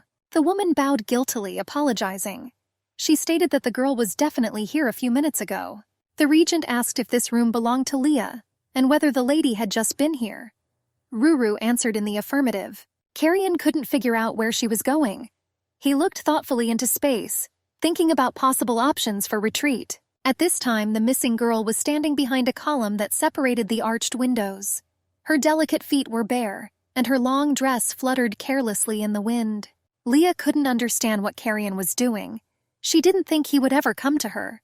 With annoyance, the lady noted that the morning was too early for her. Suddenly, the girl lost her balance and staggered. Unable to hold on, she began to fall from a small ledge. Leah was overcome with desperate thoughts. Fear and helplessness made her heart beat faster. She couldn't believe that she could die right now, in this unfamiliar place. The lady could not hold back her scream. Then an unfamiliar hand grabbed her under her right shoulder, and she felt an unpleasant tension in this place. It turned out to be Faraz. He carefully lifted Leah and placed her on the floor. Stuttering, the girl sincerely thanked the man. She could have died if it weren't for him. Her face blushed awkwardly. Faraz answered dryly that he was only fulfilling his duty to his master. Then he asked the lady to be more careful in future. Turning around, the man walked away. The girl was very surprised by his behavior. She expected that he would certainly hand her over to Carrion. After this incident, the ruler came to Leah twice. Concerned, Ruru turned to the lady. She said she ran away from him again. The maid was trying to pull her thick hair into a ponytail. She asked why the girl did this for the umpteenth time. Leah stated that it was not difficult to tell. She asked what Ruru wanted to achieve by asking such questions. The woman replied that she could not understand why the lady was avoiding the ruler. She suggested that perhaps Leah hated him. She confirmed this with a confident nod. Ruru said that Carrion did not give any chance to the other ladies. They tried to get his attention, but to no avail. That's why everyone is so excited right now. Some high-born noble women joined the harem for the sake of their families. Now that they have been neglected, They feel humiliated. Leah asked why they came here of their own free will. The maid answered without hesitation. The women did this to win the king's favor. Ruru continued. Nobles sent their daughters and nieces as gifts to the monarch to gain more power. These words opened the lady's eyes. She used to think that they were all kidnapped too. Suddenly the front doors opened, interrupting the maid. A crowd of women burst into the room. One of them began to ridicule the room with contempt, saying that it was the size of her closet. They scared the lady. For a second she thought it was Regent Carrion again. However, these turned out to be the same noblewomen that Ruru was talking about. Meanwhile, an important meeting was taking place in the main hall. Many men sat at a long table, actively and vigorously discussing current issues with tasks. At the head of the table was Regent Carrion. He thoughtfully tapped his fingers on the surface, ignoring all conversations. The man couldn't stop thinking about Leah. It seemed to him that she was clearly avoiding him. Her eyes were filled with fear, like those of a defenseless animal being pursued by a hunter. Carrion couldn't even imagine that the girl was a killer. It was too much for her. The regent then suggested that perhaps he was mistaken. Suddenly, his deep thoughts were interrupted by the prime minister. He cleared his throat a little to get the ruler's attention. The old man said that everyone present was waiting for his approval. The regent quickly scanned the text. Angrily, he threw a stack of papers on the table and began screaming. He asked if everyone was seriously calling these budget proposals. Carrion has never seen any country organize its budget this way. Instead of thinking about the good of the country and people, they were all worried only about their personal well-being. Everyone present lowered their heads in shame. The ruler asked if they had really done this until now. Then a stack of papers scattered throughout the room. The man was amazed that this country had not yet turned into ruins. He ordered everyone to submit proper amendments to the budget. The regent spoke in a threatening tone, warning that if the situation did not change, no one would receive a penny this year. Carrion's speech was interrupted by the sudden voice of the envoy. After apologizing, he reported a small problem. The two women grappled furiously, grabbing each other's hair. Their faces were distorted with anger and their eyes sparkled with determination. The stunned girls and maids all looked at this with open mouths. There was a tense silence in the air, broken only by the sounds of fighting. The mistress growled fiercely that the woman had chosen the wrong opponent. She was definitely the leader in this fight. The brunette grabbed her opponent's hands and tried to pull them away from her head. She suddenly squealed, worried about her own hair. The woman screamed, demanding that she put her down, and called her a barbarian. Leah looked sternly at her rival and pointed out that it all started with her. The lady remembered an old story. There was a time when she thought she was the problem. This thought depressed her very much. Soon the girl got tired of being blamed for everything. Leah tried repeatedly to explain everything. However, people did not believe her and thought that she was just making excuses. Later, the woman realized that she was not responsible for the emotions and actions of other people. Once a situation happened, after which a classmate began to express a negative attitude towards her. The red-haired girl told everyone that Leah was the daughter of her mistress. This, in her opinion, explained the mistress's behavior. That day, the girl got into a fight with this hooligan and won. This is what high school girls in Korea can be like. From then on, Leah considered her a stubborn girl. She really thought she would lose all her hair that day. Suddenly, the mistress of the harem burst into the room. She asked what the girls were doing here and ordered them to stop immediately. The lady froze, looking carefully at the manager. Then she noticed a familiar face in the aisle and her eyes widened in amazement. Regent Carrion stood near the door.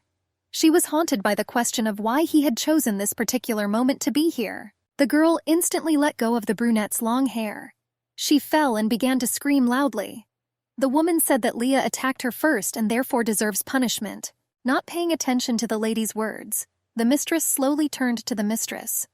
Her face showed restrained curiosity as she calmly asked for an explanation of what really happened. The girl froze for a second, carefully considering her words. She knew that if she made a mistake, Ruru would be in trouble again.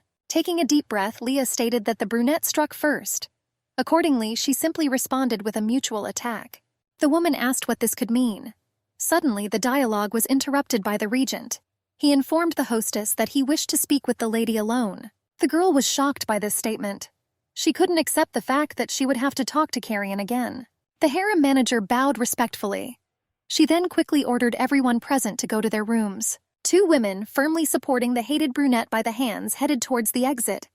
She continued to whine, wiping her snot.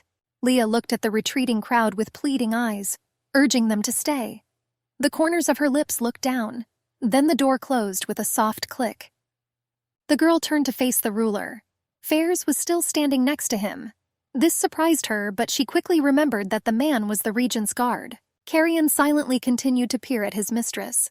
She felt awkward standing in front of him, since she had not had time to change her clothes. Leah felt naked in that pink nightgown. She couldn't understand why the sight of this man always made it difficult for her to breathe. This time was no exception. When the man suddenly began to speak, the lady shuddered. Her tender cheeks flushed with a bright blush. Carrion was glad that he finally had the opportunity to talk to Leah in person. Looking into her eyes, he asked why the girl was avoiding him all the time. The lady was surprised. The regent asked her about it so directly. She stated that it was a misunderstanding and that she did not avoid him. They just didn't intersect. The ruler decided to immediately move on to the topic of conversation. He said that as long as the girl did not lose consciousness like last time, she could answer all his questions.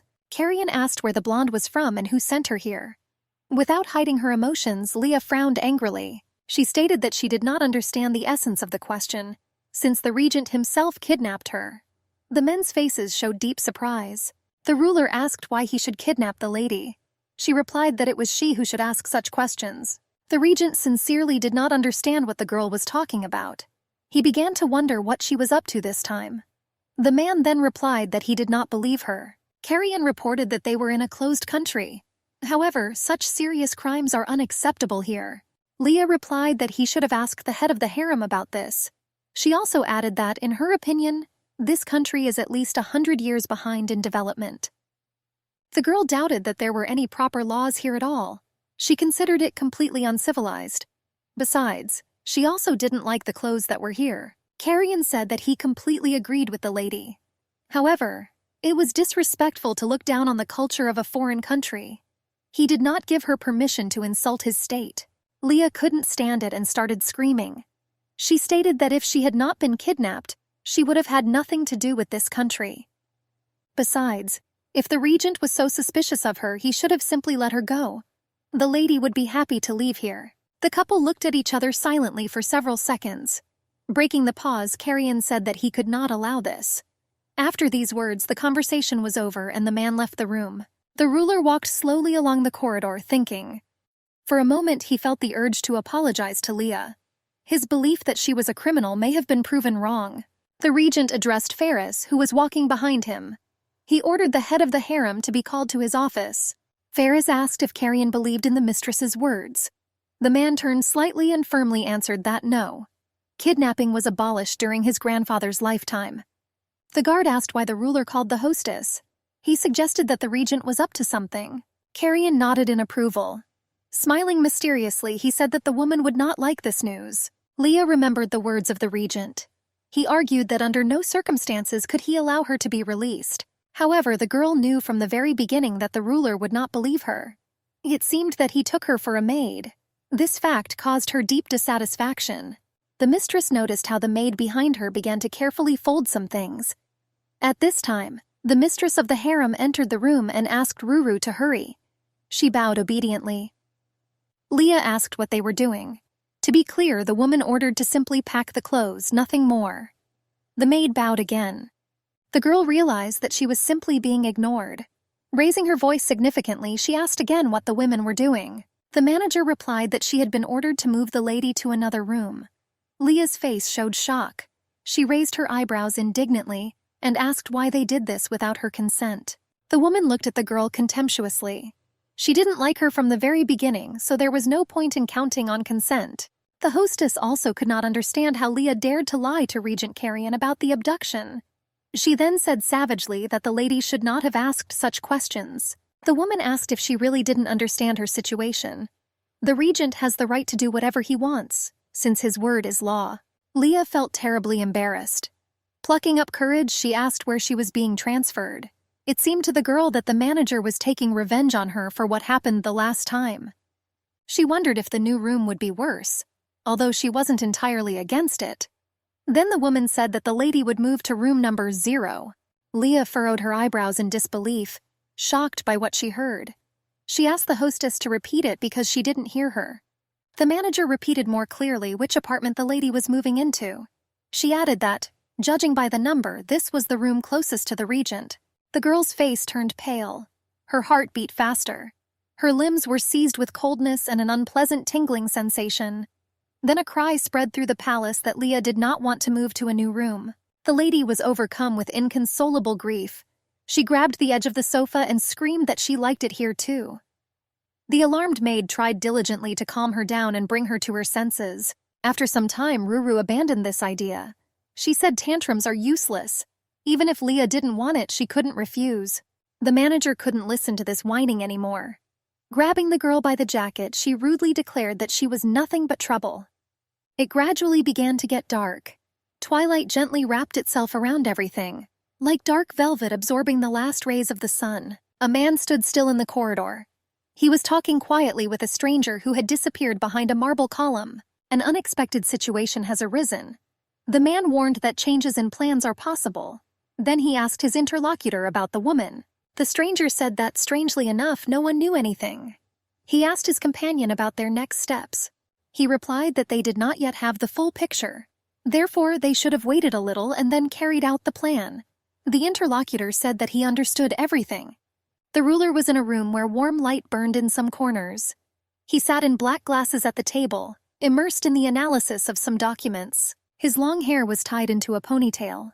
The front strands came out a little and fell onto the forehead. Stacks of papers crowded around the man like a bastion. Ferris entered the room. He reported with disappointment that the regent had missed dinner again. The man asked if he should be brought here. Carrion firmly answered no. Taking off his glasses, he closed the folder he was working on and announced that he was finishing. With annoyance, the ruler said that he would not be able to complete all the work even if he did not sleep for several nights. He claimed that the country was in complete disarray and did not know where to start. Ferris, looking from under his brows, said that the regent should not have put so much pressure on himself. Otherwise, he will go to jail before he begins to reform this country. Carrion was silent for a minute. He then asked if the guard had followed his order. He replied that there were some minor problems, but they managed to get the job done. Seeing the ruler's raised eyebrows, he added that the girl categorically refused to change the room. The ruler smiled lightly and stood up from the table. He found the woman's behavior funny. Suddenly, Ferez turned dispassionately to the regent. He asked why he decided to move the lady. His expression was still unwavering. The man replied that she lied to him about being kidnapped. Accordingly, he assumed that the girl was hiding something. In addition, room number 0 was free. Carrion added that friends need to be close, and enemies even closer. Fairs said nothing. He didn't think the ruler fully understood the significance of this room. However, this was not so important. The night was already deep. The stars in the sky shone especially brightly. Their light shimmered, decorating the dark canvas of the sky, creating a bewitching and calm atmosphere. As soon as the girls entered Leah's new chambers, Ruru gasped. She had worked as a maid since childhood, but this was the first time she had seen this room. Her face showed amazement and delight. The room was furnished to the late queen's taste. Since the previous first prince was lonely, no one had lived here for a long time. The maid could continue the story, but Leah interrupted her. She asked her to stop walking back and forth. Breathing heavily, the girl covered her mouth with her hands. She didn't feel well. Ruru quickly ran up to the lady and offered to call a doctor. She just waved it off. She thought she would feel better if she just rested. All she needed was a prescription. However, they clearly didn't have that here. The maid looked at Leah disapprovingly. Taking a short pause, she wished her a good night's sleep. Finally, the woman decided to clarify whether the girl needed anything else. After a long yawn, the lady waved her hand and said that she could go. She really wanted to sleep. Before leaving, the maid turned to Leah again. She thanked her for the girl standing up for her. No one had ever done this for Ruru before. Without allowing the lady to finish, the woman closed the doors. She stood there for another minute, thinking about what had just happened. Leah realized that she did this because she too had wanted someone to stand up for her in the past. This realization left her thoughtful for some time. Looking around the luxurious bed, the girl involuntarily let out an awkward laugh. She tried to calm down, breathing deeply. However, strong excitement did not leave her body. The mistress took off her orange skirt and it smoothly touched the floor. She wondered why there had been no one in the room for a long time. Leah felt a slight sense of fear. Then a rustling sound came from the corner of the room and goosebumps ran across her skin. The girl thought that she just heard a rustling sound.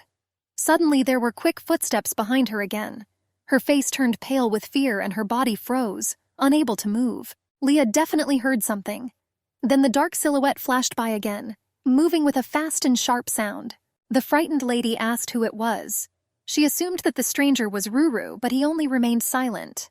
There was dead silence in the room. At that moment, the girl remembered the words of her maid. She said that the room was furnished to the taste of the late queen. In addition, the room was not occupied by anyone for a long time. Leah began to have strange and disturbing thoughts. For a moment, she suggested that the room might still be haunted by the ghost of the late queen. This fear pierced the girl to the bones. The lady came to the conclusion that the regent forced her to move here in order to sacrifice her for purification. Suddenly, near the arched door, the girl noticed part of a leg. It was definitely a living person. Quickly gathering her resolve, Leah ran to that place. She was sure that someone was there since ghosts could not have legs. Grabbing the edge of the wall, the lady leaned out and asked who was there. She expected to see anything, but definitely not this. The girl's eyes opened wide in surprise. Around the corner, a long corridor opened up in front of her. It was a secret passage, illuminated by bright lanterns. Its walls had an arched shape, creating the impression of an ancient underground corridor. Leah remembered who had previously lived in this room and where it was located. Then the girl realized that this was a place where love affairs took place. In the end, she decided to go deeper. The lady would not be able to sleep, suspecting that there was someone in the room. No one knew what could have happened to her while she was sleeping. Leah slowly moved further and further. To be sure, she slid along the walls with one hand and clenched the other into a fist, preparing for defense. The lady was sure that a minute ago someone was hiding there. The passage was shorter than she thought. At the end, there was only one wooden door. The girl wondered where she was leading. The regent was in his chambers and had just taken a hot bath. A white towel was wrapped around her hips. The man let out a long sigh. He was completely exhausted after a hard day's work. Carrion guessed that Ferris was right. Perhaps he's been putting too much pressure on himself lately. Suddenly, the ruler heard the creak of a door opening. To his surprise, he saw Leah in the aisle. She was dressed in a snow-white nightgown. Raising her gaze, the girl began to look around the room. Without noticing the man, she heard a rude voice asking what she forgot here. After that, Leah saw Carrion naked. Looking from her feet to her head, she fell into the deepest horror. The man turned to the lady again. Without letting him finish, she apologized and quickly left the room. The regent had mixed feelings. He shouted after her to wait, but she had no intention of stopping and continued running. The girl rushed along the corridor with all her might, afraid to open her eyes. She repeated to herself out loud that she saw nothing. Leah didn't understand why that door led her to his room, and she didn't understand why he was naked. Behind her, she heard a scream. The man told her to stop immediately. Turning around, the lady saw that he was already approaching her. The girl began to feel unwell. Her vision began to grow dark, and her ears were filled with the thunder of approaching footsteps. Carrion quickly realized that Leah was falling. He made a quick jerk and gently grabbed her by the back. With annoyance, the man noted that she had lost consciousness again. He didn't understand why the woman did this every time she saw him. The regent was irritated by this situation. Holding her shoulder, he told her to wake up, but to no avail. Carrion couldn't believe she fainted again. The ruler tried to remember Ferris's instructions. He told me to check my pulse, arms, and legs. Then the man seemed to stop thinking. He tirelessly explored every corner of her body, studying every millimeter of plump lips with special attention. Carrion's free hand involuntarily reached out to the girl. She shuddered, and the regent seemed to wake up. He couldn't do what his father expected of him. The man raised his head and looked around. He wondered which way he should go. Morning has come. The bright sun flooded the room with its light, penetrating through the windows. Its rays played on the walls, creating a warm and cozy atmosphere. Leah was awakened by an unpleasant noise. Someone was continuously turning the pages, creating an endless rustle of paper. Still half asleep, the girl turned to Ruru. Her voice sounded sleepy as she asked what time it was. However, the mistress's question was answered not by her maid, but by an extremely familiar voice. The man said that she would be a little late today. Leah's drowsiness immediately dissipated. The lady suddenly jumped out of bed. covering herself with a powder-colored blanket. Her face showed deep surprise. The peaceful ruler sat in front of her. He carefully compared the two documents, not paying attention to the girl. Leah hugged the blanket even tighter to herself, her eyes full of surprise and anxiety. Stuttering with excitement, she asked what the man had forgotten there. Carrion asked in a calm voice if the lady had forgotten about what happened last night. He added reproachfully that it seemed like it had become her habit to pass out and wake up before his eyes. Not understanding what the regent was talking about, the girl apologized. Then the memories of the secret passage she discovered yesterday began to return to her. Fully aware of what she had then seen, Leah felt the color spread across her face. She stuttered even more, trying to explain what happened. The ruler continued to carefully study the documents without once looking at his lady. He asked if she was going to pass out again. Leah was terribly outraged by the question asked, because she could not control this condition. The girl explained that the loss of consciousness was caused by the disease. Carrion asked if the medicine would help her. The lady quoted the doctor's words, "Eliminate the cause of stress." She noted that she would only be okay if she stopped seeing the regent. The man looked at Leah for the first time and stated that he did not agree with this. She was surprised by this answer, and she asked why this was so. Ignoring his lady's question, Carrion suddenly remembered an important point. He decided that they needed to discuss some issues to avoid possible misunderstandings. With a gentle tap of the stack of papers on the table, straightening them out, he asked Leah to sit down. She obediently complied with his request. Carrion asked if the lady had entered his chambers last night with the intention of killing him. This question shocked her. She didn't understand what the man was talking about. The girl said that the regent was deeply mistaken. She explained that she was simply following strange noises in her chambers. At first, Leah thought it was a ghost. However, she later became convinced that there was definitely a person in her room. The ruler asked if she had seen his face. The lady replied that no, because the room was too dark. The man looked down. He said that the secret passage ended at a dead end where his bedroom was located. Leah continued to insist that she was telling the truth. She begged Carrion to believe her, because she really saw a person there. Then the girl looked at him with a questioning look, full of bewilderment. She asked why she needed to kill him, considering that she was the victim of a kidnapping. The regent offered to clarify the situation. He confidently stated that he did not kidnap her. The lady thought for a moment. Perhaps it really wasn't his doing. Carrion added that he also conducted his own investigation. He asked the owner questions about the kidnapping, but she categorically denied everything. She claimed that nothing like this had ever happened. Unable to bear it, Leah asked if the man had heard of the criminal confessing to his own crimes. Naturally, they denied and said that they knew nothing. Leah didn't like the man's contemptuous look. Confused, she decided to ask why he was looking at her like that. Carrion sighed heavily. He asked the girl to explain how she was kidnapped. His words were quiet and decisive. After that, she began to briefly outline her story. The lady said that on the day of the abduction, she wanted to use the restroom at the airport. After that, she didn't remember anything. The regent began to look with even greater suspicion. He sarcastically asked if Leah would believe these words if she were in his place. The girl just looked at the man discouraged. She didn't know what to do, because she really didn't remember anything. Pushing back his chair, Carrion slowly rose from his seat. He said that it was time for him to go, as he had an important meeting soon. A little later, they will be able to continue the conversation. Looking at the floor, Leah asked the regent to wait as she had a question. She asked why he placed her next to his chambers if he believed that she was a murderer. The ruler looked mysteriously at the lady. As he walked towards the exit, he said that that old room was too far away for him to visit. The girl silently noted that in this case the regent might not come at all. Then the man turned around again, remembering something. He wanted to make one more thing clear. Carrion decided to find out if Leah knew what a harem was. She replied that of course she knew.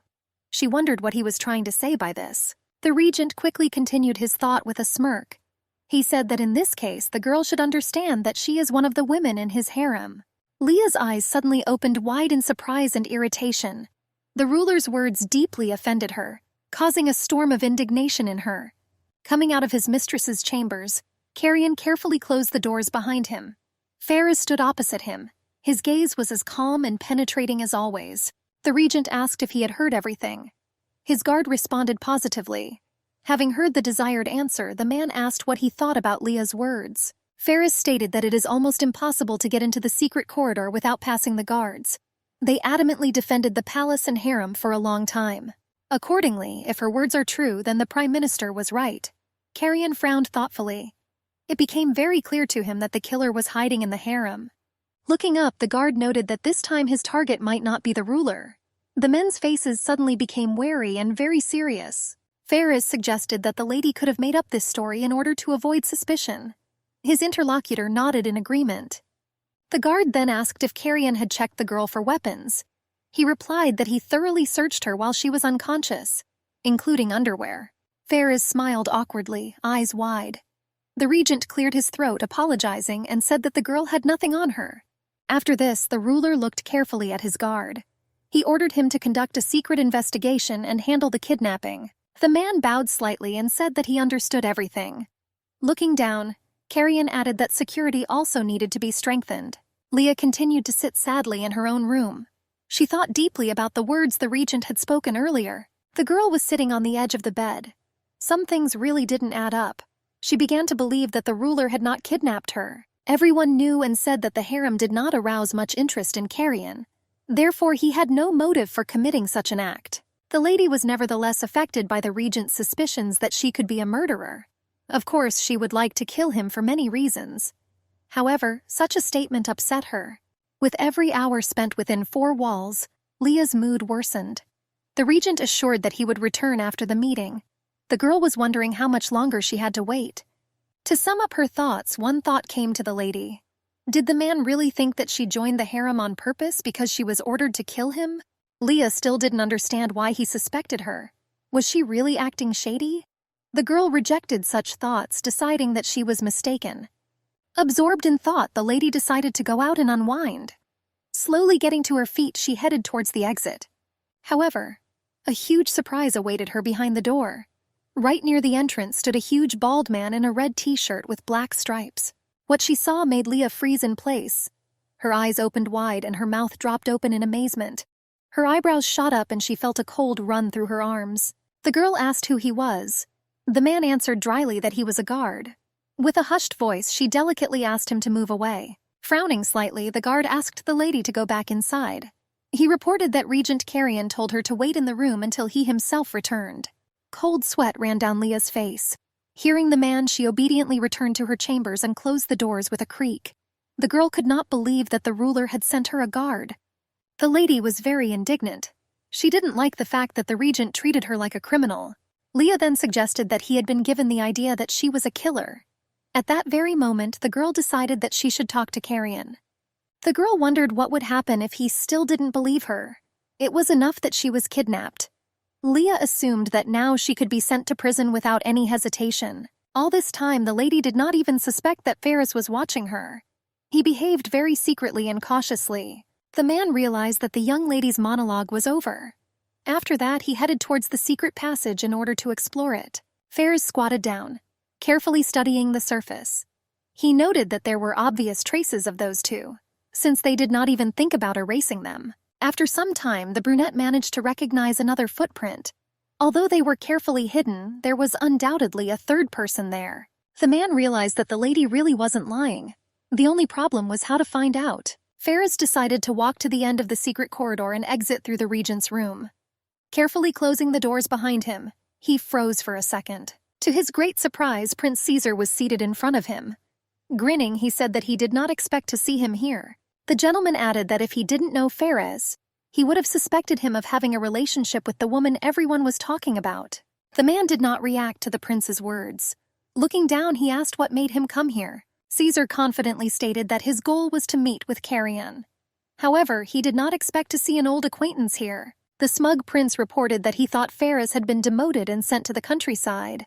The brunette clenched his teeth tightly. He stated that Regent Carrion had reinstated him. The blonde guy replied that he would have done the same thing. Ferris was the best knight of this country. The first prince would still be alive if the man had been in the palace from the very beginning. The brunette turned to Prince Caesar with caution. Without giving him a chance to finish his statement, he interrupted him. The man was aware that discussion of this topic was prohibited. He simply sought to know the reason for his return to the palace. Suddenly, the gentleman quickly rose from his chair. He said that Carrion was late, so he would have to meet him again. Having already opened the doors, Caesar announced that he was waiting for another party to which he had been invited. Then a characteristic click was heard, and silence fell in the room. The lady was darting around the room like a bird in a cage. Her face was concentrated, but her eyes darted, reflecting deep thoughts and doubts. The reason Carrion put her in room 0 was to keep an eye on her. He believed she was a murderer. Leah already thought that the man had other intentions. However, this was not why she felt relieved. The girl lowered her head. She would never commit murder. Then a wave of irritation came over her. Angrily falling onto the sofa, the lady sighed indignantly. She then rested her elbow on the back of the sofa, relaxing. Leah couldn't imagine the punishment for killing a royal. In this country, they could even be executed for insulting the royal family. However, this would not be the case if she stabbed him with a knife. The girl began to think about the reasons that made the regent suspect her. Perhaps he changed his mind about her because of that accident in the garden. Or the man was paranoid. The second assumption seemed completely correct to Leah. The royal family has faced many dangers and life situations throughout history. The problem was that no matter how many times the girl said no, Carrion did not believe her. She did not understand how she could prove her innocence. Then the door to her chambers opened and a maid entered. Placing a stack of books on the table, she said that she had brought everything that the lady had asked for. Leah bowed her head over the stack of 3 textbooks and giggled awkwardly. The girl found it hard to believe that she had to study the law and history of another country. She thought to herself that if she had studied for the college exam like this, she would have been able to get into Seoul University. Then, looking pleased, Ruru asked what else the lady wanted. Looking at the woman, Leah stated that she had a question. It was important for her to know whether strangers could enter the harem. The maid firmly replied that only his representatives had free access. However, due to strict security measures, others were not allowed to enter. Ruru asked why the lady was asking this. She calmly replied that she was just curious. Leah noted to herself that all the maids were one of the local girls. She then turned to Ruru again as she wanted to ask some questions about the recently deceased prince. The darkness of night slowly fell over the surrounding area. One after another, the bright lanterns came on. The luxurious room came to life, becoming even more cozy and mysterious at this evening hour. In addition to the thick books, Leah was lying on the table. She dozed off peacefully, her steady breathing filling the room with calm. Suddenly, a large shadow appeared over the sleeping girl. With a quick wave of his hand, the man took the book from under her head. Unpleasantly hitting her head on the table, the lady screamed. She shuddered and opened her eyes wide, trying to understand what had happened. Rising, Leah indignantly began to rub the sore spot on her temple. Expressing herself angrily, she opened her mouth to ask who acted so rudely. However, her lips froze without uttering a word. Regent Carrion stood in front of her. The man said that a girl should not drool over the scriptures of this country. He asked why she used such books as pillows. The lady's face turned red with embarrassment. She explained that she had been locked in the room all day. Leah added that apart from reading books and sleeping, there were no other activities. Carrion disagreed with her. He proudly declared that there was another option. The girl asked what this could be. The regent said that the lady could make him happy. This is what was the responsibility of the women in the harem. Not expecting to hear this, Leah let out an outrageous laugh. She then stood up, demanding that the man stop his annoying jokes. The girl added that absolutely everyone knew that he was not interested in the harem. These words made Carrion smile involuntarily. The regent asked if this meant that the lady thought so too. She got goosebumps.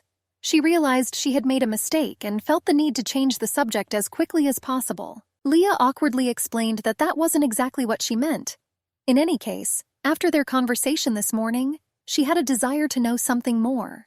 The girl suggested that the ruler suspected her of murdering the first prince. Surprise showed on his face. Frowning, Carrion asked who she heard it from. These words convinced the lady that her guess was correct. The regent then dryly stated that the incident had nothing to do with her. She began to contradict the man because it was she who was suspected here. Leah was already starting to get angry that she had been kidnapped and framed for a crime. The girl did not at all like the fact that she could easily be executed in a foreign country thousands of miles from home. Carrion remembered Fares's words. Returning from a small investigation, he claimed that the lady had not lied. The man was sure that there were traces of another person in the passage. Leah began to talk about how she had no choice but to prove her innocence. She didn't know anyone in this country who could help her. The regent asked what the girl was trying to say. Looking at the floor, she replied that she wanted to make a deal with him. The ruler, intrigued, asked what kind of agreement was being discussed. His eyes showed genuine interest and curiosity. The lady stated that she was ready to help the man find the criminal. She realized that it would be difficult for him to conduct an open investigation if the villain was in the harem. Carrion was amazed. He asked if Leah could really find the killer. She replied that she had been in her chambers all day. The regent had nothing to lose. The ruler understood that when concluding such a deal, the girl expected something in return. He politely asked what she wanted. The lady said that if she finds the culprit and everything is settled, Carrion is obliged to allow her to leave this country. The ruler and his personal guard were in his office. The ruler told Faraz in detail about the deal that the lady proposed, explaining all of it and the conditions. The regent, with an expression of boredom, lazily asked him what he thought about this. His gaze was tired, and the corners of his mouth were barely noticeably downturned. The man shuddered and asked Carrion what exactly he wanted to consult about. A slight worry showed on his face. With his fist on his cheek, Carrion replied that they were talking about the so-called deal.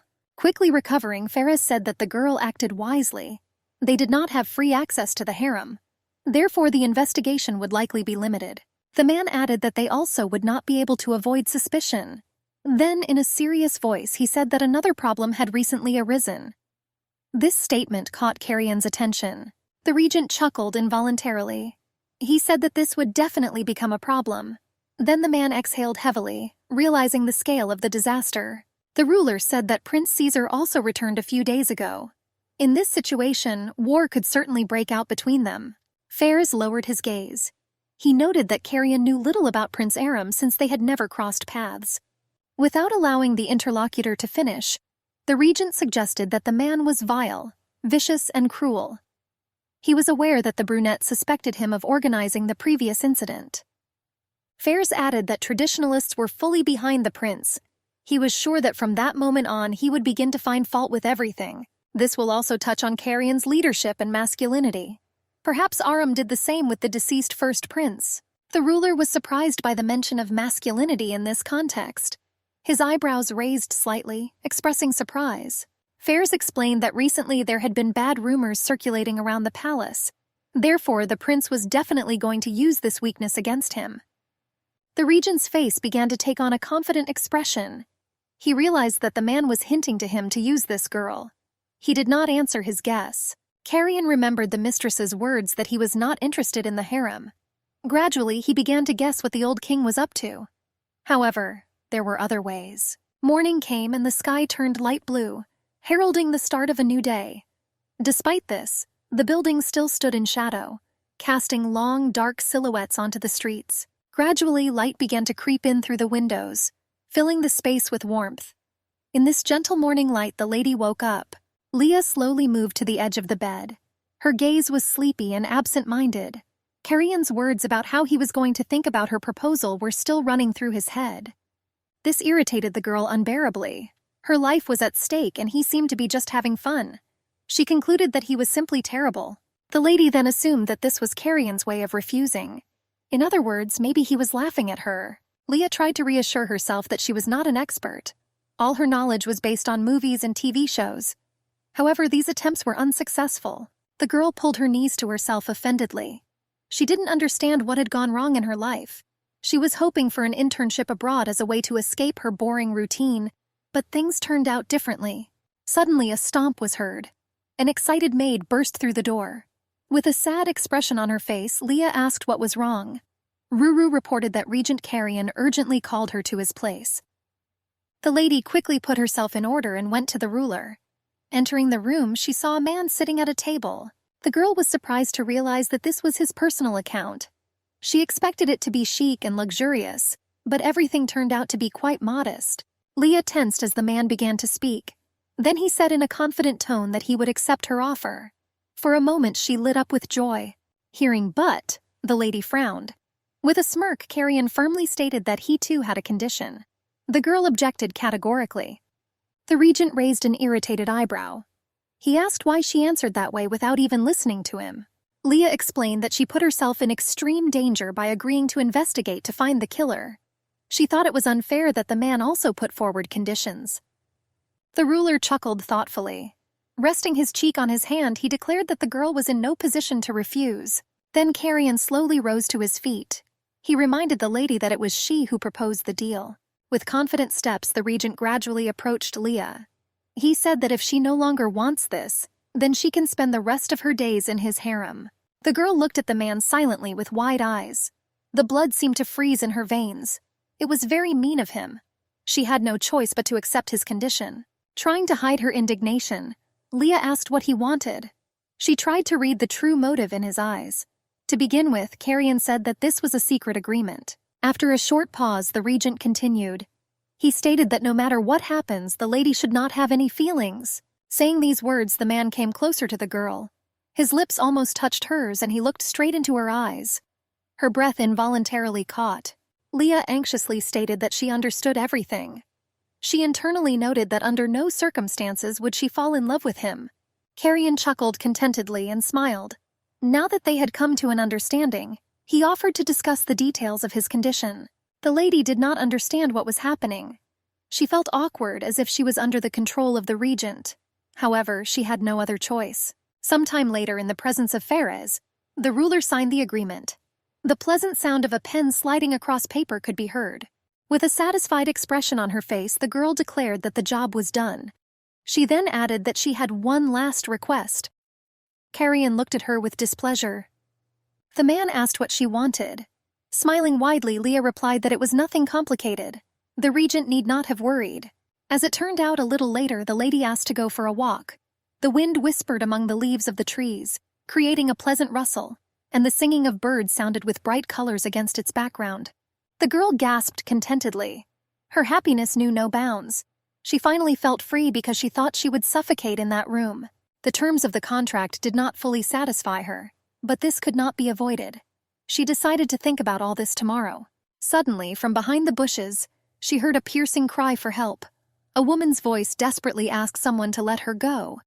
Tensing, Leah thought that she should have gone and helped. The lady was not sure what she should do. There was probably no one else in the garden. Cold sweat appeared on her face. The girl did not understand why the guards had not yet headed towards the squeal. They should have heard him. After a few seconds, Leah decided to see what was happening there. Peering around the corner, she froze in amazement. In front of her, she saw a picture of a stranger persistently pestering a white-haired girl. He grabbed her wrists, and she desperately tried to resist. The man pressed her tightly to him, grabbing her by the shoulders. The blonde was already beginning to lose strength and was gradually giving up. However, her face still remained stubborn. Leah again remembered how after school she found her mother's half-naked boyfriend at home. And then he started pestering her. The girl froze, an unpleasant noise buzzing in her ears. Shaking her head sharply, she came to her senses. The lady rudely called out to the stranger and ran towards him. Having run up, Leah kicked the man in the back with all her might. She ordered him to stop what he was doing because the young lady did not like it at all. However, the stranger was significantly stronger than the girl and easily threw her away. Having hit the ground pretty hard, the lady tried to come to her senses. She sat there, breathing heavily, feeling a sharp pain throughout her body. The man turned around with a dissatisfied expression, asking who it was. His face expressed obvious irritation and disapproval. The ignoramus was about to say a few rude words, but froze when he saw the girl. He had not seen her before and so asked who she was. Looking at the stranger from under her brows and stuttering, Leah tried to introduce herself. Behind him, she noticed a confused blonde. The lady noted to herself that she looked incredibly attractive. Her hair was long and snow-white and her lips were plump.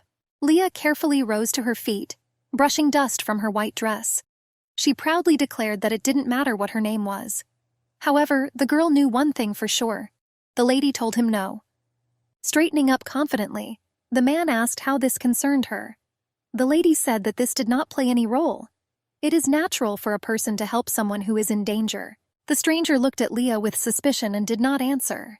He then told Sheila that she was free to go, which was apparently the blonde's name. Bowing slightly, she replied that she was obeying. The lady looked at her skeptically, feeling a bad feeling. The blonde slowly turned around, preparing to leave, and Leah felt a sudden panic. She realized that she should not have interfered in this matter. Not knowing what to do, the lady apologized and decided that it would be better to just leave. However, he told her to stop in a rude tone. The man said that the girl ruined his mood by disturbing them. Putting his hands on his hips, he asked how she was going to fix it. With awkwardness in her voice, Leah asked what he was talking about. He explained that since he had not been home for a long time, he wanted to have some fun with his woman. However, the lady prevented them. The stranger said that in this case she should now take Sheila's place. From his words, the girl concluded that they were in a relationship. In any case, they shouldn't have behaved like that in public. Leah indignantly asked why she should take her place. She thought she had misunderstood him and wanted to leave. However, the man did not let her finish. He grabbed her hand tightly and asked who it belonged to. The lady was surprised by this question. She replied that she had no owner and politely asked him to let go of her wrist. Suddenly, the stranger grabbed Leah and easily threw her onto her back. She didn't even have time to cry out in surprise when her feet left the ground. The girl thought that this guy had gone crazy. She didn't understand what he was doing and told him to let her go immediately. The lady's attempts to escape were unsuccessful. She noted that the man was devilishly strong. Then he just as quickly lowered her to the ground, holding her by the waist. At that moment, Leah felt as if she was starting to fall and could not hold back her scream. The guy looked her straight in the eye and said that he really liked her. His gaze was filled with sincerity. The girl noted with displeasure that she really wanted to kill him. A very familiar voice came from behind. Mr. Carrion sternly told Aram to stop fooling around. Turning around, he turned to his brother with a smile and noted that they had not seen each other for a long time. Leah couldn't hide her surprise. The regent said that he had heard about the upcoming arrival of Aram along with the delegation. With wariness in his voice, the man replied that he liked to make surprises. However, he confirmed that he was not joking about this woman. Carrion looked into his eyes angrily. Then the lady realized that all this time she had not been talking to an impudent commoner. Prince Aram stood in front of her. Leah remembered Ruru's recent short lecture very well. She said that Aram is the son of the second queen, and is now second in line to the throne. He was a strong traditionalist with more support than the young first prince. That explained why the guards didn't do anything despite him causing that scene.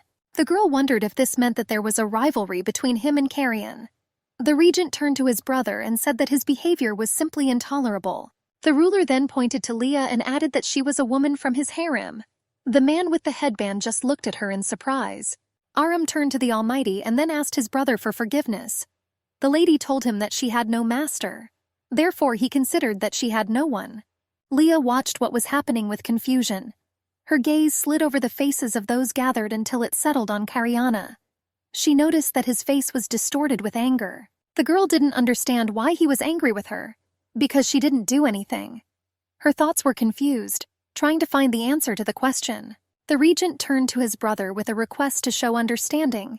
The mistress was a foreigner, and had not yet become accustomed to their harem culture. Moreover, he did not think that the prince had acted deliberately. Aram looked at him, frowning slightly. He noted that they had not seen each other for a long time, but now he had to go. The man felt tired, probably due to the time difference. The prince came closer to him and with a slight smile on his face, said that they would see each other at the reception. There was reserve in his gaze, and his voice emphasized the tension between them. Leah silently watched their dialogue. She smiled awkwardly, feeling her nervousness rising. If the girl stayed here any longer, Carrion would probably start scolding her. As soon as she turned to leave, a stern voice immediately told her to stop. He then ordered her to come closer to him. The lady returned and in a guilty voice asked why the regent was dissatisfied. She didn't do anything wrong. The man asked where Leah got the idea that he was unhappy. She replied that in that case, let her forget about it. The girl suggested that the ruler must have had a lot to do. Deciding to change the subject, she wanted to ask what brought Carrion here.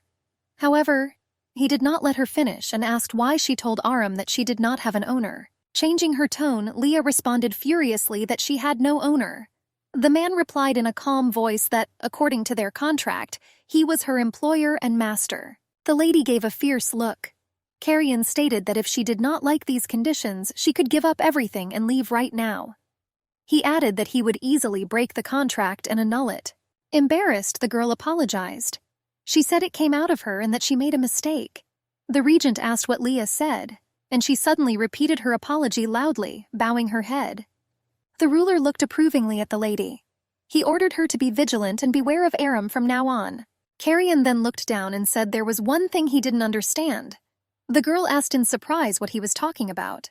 With a serious expression on his face, the regent asked if Leah claimed that she was sick. Without allowing her to answer, the man asked why she did not faint in front of Prince Aram. The lady looked into his eyes in bewilderment, not knowing what to answer. The ruler again asked the question whether she had chosen the person before whom she would fall. Then Carrion noted with displeasure what a convenient disease Leah had. After these words, he quickly turned around and walked away. She just looked at him in confusion. Various guesses flashed through her head, and the girl became embarrassed. Dismissing them, she decided that the regent was simply unhappy. The girl also noticed how strangely he expressed his thoughts.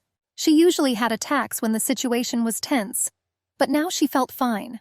The lady couldn't understand what the difference was this time. Leah's head began to pound from her endless thoughts, so she decided to put it off until later. She also wondered why Carrion came to the garden. He probably wanted to tell her something. Walking through the tangled garden, the prince headed directly to the appointed meeting place. Around him there were only green bushes and modest flower beds. Finally, he approached the meeting point and saw a familiar face. The men greeted each other. Aram said that he heard about the return of Faraz. He asked if he was now Carrion's personal security guard. The man answered in the affirmative. The prince noted that he recently met with Carrion. He added that he was not what the rumors described him as. Coming as close as possible to Faraz, Aram whispered that he would have to try to protect the ruler this time. The prince chuckled and said that this was if, of course, he wanted to prevent a repetition of the tragedy that happened in the royal family. Faraz just clenched his teeth in irritation. Ruru happily announced to the lady that all preparations were completed. She then politely asked her to come to her. Carrion put forward several conditions to the girl. One of them was that her appearance should correspond to his status. After all, she was the only woman he chose.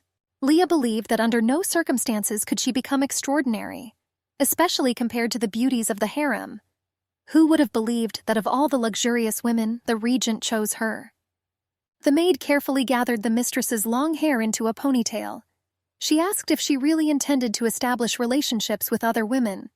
Leah answered in the affirmative.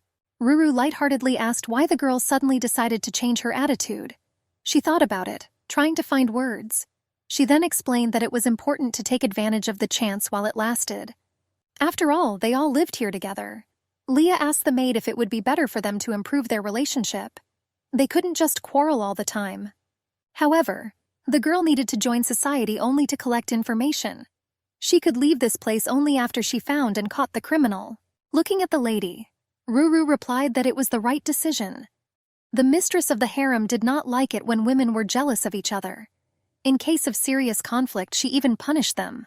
These words shocked Leah. She couldn't believe that she was envied because of Regent Carrion. Then she giggled, unable to bear the absurdity of the situation. Being completely ready, the lady quickly walked towards the exit. Her gorgeous hair flowed behind her like waves, shining in the rays of the sun. The maid looked after Leah with concern. It was quite obvious that she was not going there with the intention of making friends. Faraz was in the regent's chambers next to him. His impartial gaze was directed into emptiness. The words of threat from Prince Aram were spinning in his head, and he sincerely did not know what to do. Carrion was telling him something and then asked a question that required an answer. However, he ignored all the words. Finally, the ruler addressed Faraz by name, as if checking to see if he was alive. The man winced and returned to reality, apologizing to him. He quickly realized that the regent was talking about Lady Leah. Faraz reported that, according to her maid, from that day on she was going to attend social events. This statement surprised Carrion. He couldn't figure out what the girl was going to do there, given her personality. He could only hope that she wouldn't become a source of trouble. The guard raised an eyebrow slightly. He asked if he was worried about his mistress. The ruler asked, puzzled, how such an idea could even come to his mind. The man explained that the regent had been looking at the same page for quite some time. Carrion looked down awkwardly, letting out a long sigh. Faraz suggested sending someone to secretly keep an eye on Lady Leah if the ruler was so worried. He looked at him with slight doubt in his eyes, waiting for a reaction. The regent immediately rejected this idea. He stated that there was no need for it. Closing the book, the man added that the fewer people knew about it, the better. In addition, the girl herself decided to work for them. She was well aware of the possible risks. Carrion assumed that everything would be revealed as soon as someone got close to her. The ruler looked thoughtfully out the window. He believed that his feeling of anxiety was nothing more than regret for wasting time. Leah stood there devastated, her head lowered in defeat. Her mission today was a complete failure. All the women treated her as if she didn't exist at all. In addition, they constantly cast sidelong glances at her. The lady assumed that they were simply afraid of her. Whenever she approached them, the girls quickly turned around and walked away. Their behavior infuriated Leah. She didn't understand what she had done wrong to deserve such treatment. Having abandoned this idea, she wondered which of the girls was the killer. Without waiting for the end of the event, the lady decided to leave. Walking slowly along the long arched corridor, she sighed heavily, looking at the floor. The girl sadly noted that conducting an investigation is not an easy job. She expected it to be difficult, but she still wasn't ready for it. Her train of thoughts was suddenly interrupted by a strange sensation. Leah felt someone's gaze fixed on her, watching her every move. She suggested that perhaps it was the man from the secret passage. The lady promised herself that this time she would not let him leave. The girl quickly ran up to one of the columns. What she saw made her scream, dumbfounded from surprise. Behind the arch sat a crying woman, who also screamed, frightened. Involuntarily stuttering, she asked what Leah wanted from her. Getting nervous, the lady asked if she had not been following her. Holding back tears, the girl replied that she was just hiding. She added that she really wanted to cry because she was homesick. Leah sincerely apologized for scaring her. She, in turn, reassured the lady, saying that everything was fine and that she was now going to leave. The girl watched as the crying lady slowly walked away. She was absolutely sure that she had seen her here for the first time. Leah turned around and became lost in thought. She had an uneasy feeling that she had missed something important. The girl could not understand what exactly it could be. Suddenly the lady turned around, remembering that she should have hastened. She assumed that Regent Carrion was probably already waiting for her in his chambers. As soon as Leah walked away, a blond man appeared from behind another column. He turned out to be Prince Caesar, who had been secretly watching her all this time. The man, dressed in black trousers and a white wrinkled shirt, moved as silently as possible. He followed the crying girl who walked ahead, suspecting nothing. The sun was almost approaching its zenith. Clouds covered only a small part of the sky. This made the air warm up more and more every hour. Footsteps approached the stranger. It seemed that she was running from persecution. The young man's amber eyes looked at the girl's hunched back. She was wearing a tatty outfit. It seemed like she was trying not to draw attention to herself. The prisoner turned around, but her persecutor managed to dive behind a column. She breathed a sigh of relief and continued on. The blonde guy made a note to himself that the girl was heading towards Aram's harem. This surprised him, because she was unlikely to be a murderer. Otherwise, this killer was too careless. In her chambers, Leah prepared to meet with Regent Carrion. Each time these meetings made her knees tremble and made her palms covered in cold sweat. After standing at the door and gathering her courage, the girl timidly knocked twice on the reception door. Permission to enter was heard from the office. The door opened and the young lady walked in to meet her enemy. Her thoughts revolved only around the fact that she needed to spend time with Carrion. Otherwise, there will only be more suspicion towards the new person. Without deigning to glance at his ward, the prince asked her to sit down. They needed to discuss the details of the latest report. The girl looked at his correct profile, his smooth shoulders, graceful fingers with which he ran along the lines in the documents. A shadow appeared on the lady's face out of boredom. She thought it would be worth taking a book and making good use of this waiting time. The question about the regent's long hair came out before the girl thought about what she had said. The prince's hand froze. He was surprised by such a ridiculous question. In order not to listen to further futile attempts to entertain himself, he suggested that his chosen one take a nap. However, the questions did not stop. Carrion slammed the folder shut and fixed his gaze on the girl. The answer that it was none of her business should have reassured the fussy girl. Their eyes met in an imaginary fight. The girl's large gray eyes were filled with fear and anger, and the prince's eyes, sharp and blue, exuded interest in the unusual person in his harem. Because of the tension between them, The young beauty became embarrassed and asked the gentleman for forgiveness for her behavior, while the future king began to doubt the innocence of her questions. Perhaps she was looking for more of his personal information. The girl jumped from one topic to another. She inquired about the dungeon with beetles, the same one that was used to scare the newly elected ladies in the dungeon. At this, the regent grinned. And just as he began to talk about this terrible conclusion, Leah covered her face with her palms and asked him to stop. This surprised and made him laugh at the same time. After this dialogue, the girl did not want to ask Carrion about anything else. While the young man was busy with documents, his subject dozed off. His gaze was drawn to such an innocent and charming creature. It was getting dark. The stars were already sparkling in the blue sky. In the windows of the castle, lamps were lit with warm light. Regent Carrion approached the sleeping girl, and he was about to raise his hand to her silky hair but froze in indecision. Spending too much time with her could become a problem for him in the future. In the morning, Leah did not remember what happened at night. She asked her maid Ruru about this. Having stopped wiping the windowsill for a moment, the maid turned around. She replied that the young girl was brought to her chambers by Hakim. This puzzled the lady somewhat. She definitely didn't remember that name. And perhaps the reason for this was the brain, which had not yet had time to actively work after sleep. To which the servant replied that that was the name of the girl's guard, the same one that was placed at the door of her chambers. When asked by the maid if the miss was going to visit the regent, Leah answered in the affirmative. Annoyance for her mistress flashed through Ruru's thoughts.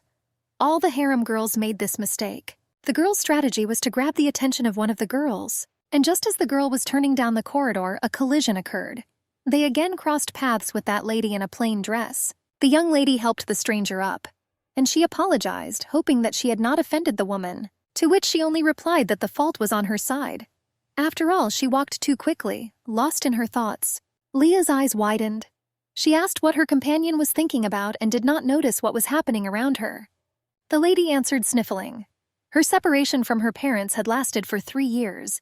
Indeed, it must be painful not to see your loved ones day after day. The girls sat down on a bench in the corridor and continued the dialogue without looking each other in the eye. The woman told the young lady that the harem had previously belonged to the first prince. After his death, the possessions passed to Carrion. The newcomer was surprised to hear that the first prince did not like women. It turns out he kept a harem as a royal family tradition. A plan hatched in Leah's mind. Since the stranger had lived here for 3 years, it was possible to find out a lot from her. She decided to act now and suggested having a cup of tea together. In the reception room of Prince Carrion, the girl was already sitting with a book. However, she didn't read it, but watched the gentleman over it. Today, he was especially unfriendly. Suddenly, the regent became interested in the investigation. The girl's fingers clenched on the cover of the book. Without answering anything intelligible, His Majesty interrupted his speech.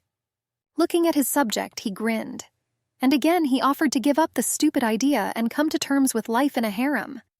After all, she was not as terrible as the new girl imagined her. Slamming the book, Leah objected to Carrion. After all, if he inherited the harem from his late brother, perhaps he was a murderer. This surprised the regent. It was difficult for him to guess that his lady would suspect her master. The lamps burned brightly in the room, shining a yellow light onto the walls. There was tension between the two young men. The regent looked at the girl sternly. He was annoyed that a simple girl would accuse her master of murder. Not a simple murder, but the murder of his brother. Leah slyly turned away from the sensitive topic. She made of her words a simple version that anyone could accept. The girl rose heavily from the sofa and complained of feeling unwell. This was an escape plan. Perhaps in this way the prince will take pity on her and let her go. Carrion himself rose from his seat. Throwing sparks with his eyes, he ordered his subject to sit down. The young man took off his cloak, the color of a ripe plum. In response to the girl's surprised exclamation, the regent only reminded that she was the girl of his harem. Leah jumped up and ran away. I tried to protect myself by not giving in to personal feelings. However, the master got ahead of her, because his desire was nothing but physical. The young lady bent over and began to choke. This really scared the guy. It seemed to him that the seizures had stopped. His sweetheart fell unconscious right in front of the sofa. The prince ran up and checked her breathing. The girl was not breathing. Despite the big difference between their statuses, Carrion began performing artificial respiration. Unable to cope, he called Faraz in a panic. Blackened clouds gathered over the castle. The weather was deteriorating. Two men were talking in one of the long aisles. Ferris was bothered by the fact that the gentleman's girlfriend lost consciousness only in front of him. However, the prince assured that he himself provoked an exacerbation of his subject's illness. The regent allowed himself to laugh. This girl Leah really got on his nerves. The bodyguard correctly noticed that it could become a weak point for the future ruler. It would be easier to let the girl go home. A nurse came out of the hospital room. The young man caught himself and immediately asked how his new girl was feeling. The girl in the white coat said that the new arrival's problem was on a psychological level. The gentleman was surprised by this. It's not like his chosen one has a mental disorder. This was bad news for him. Behind the clouds I could see a fuchsia sunset. In the chambers of the regent's second brother was his favorite. Despite the shoulder massage done by the hands of his passion, tension was visible on his face. The king's son was not happy that his elder brother took control of the government so quickly. The blonde continued to reassure her beloved that the nobles were certainly on his side. He returned at the right time so as not to give rise to rumors. The man turned to Sheila again. He needed a family dinner, which would include both Carrion and his girlfriend. The morning in the castle was always accompanied by a delightful dawn, pink clouds and blue sky. But Regent Carrion's morning began with negotiations on the region's budget. The prince was required to revise the law written by his younger brother. This angered the man.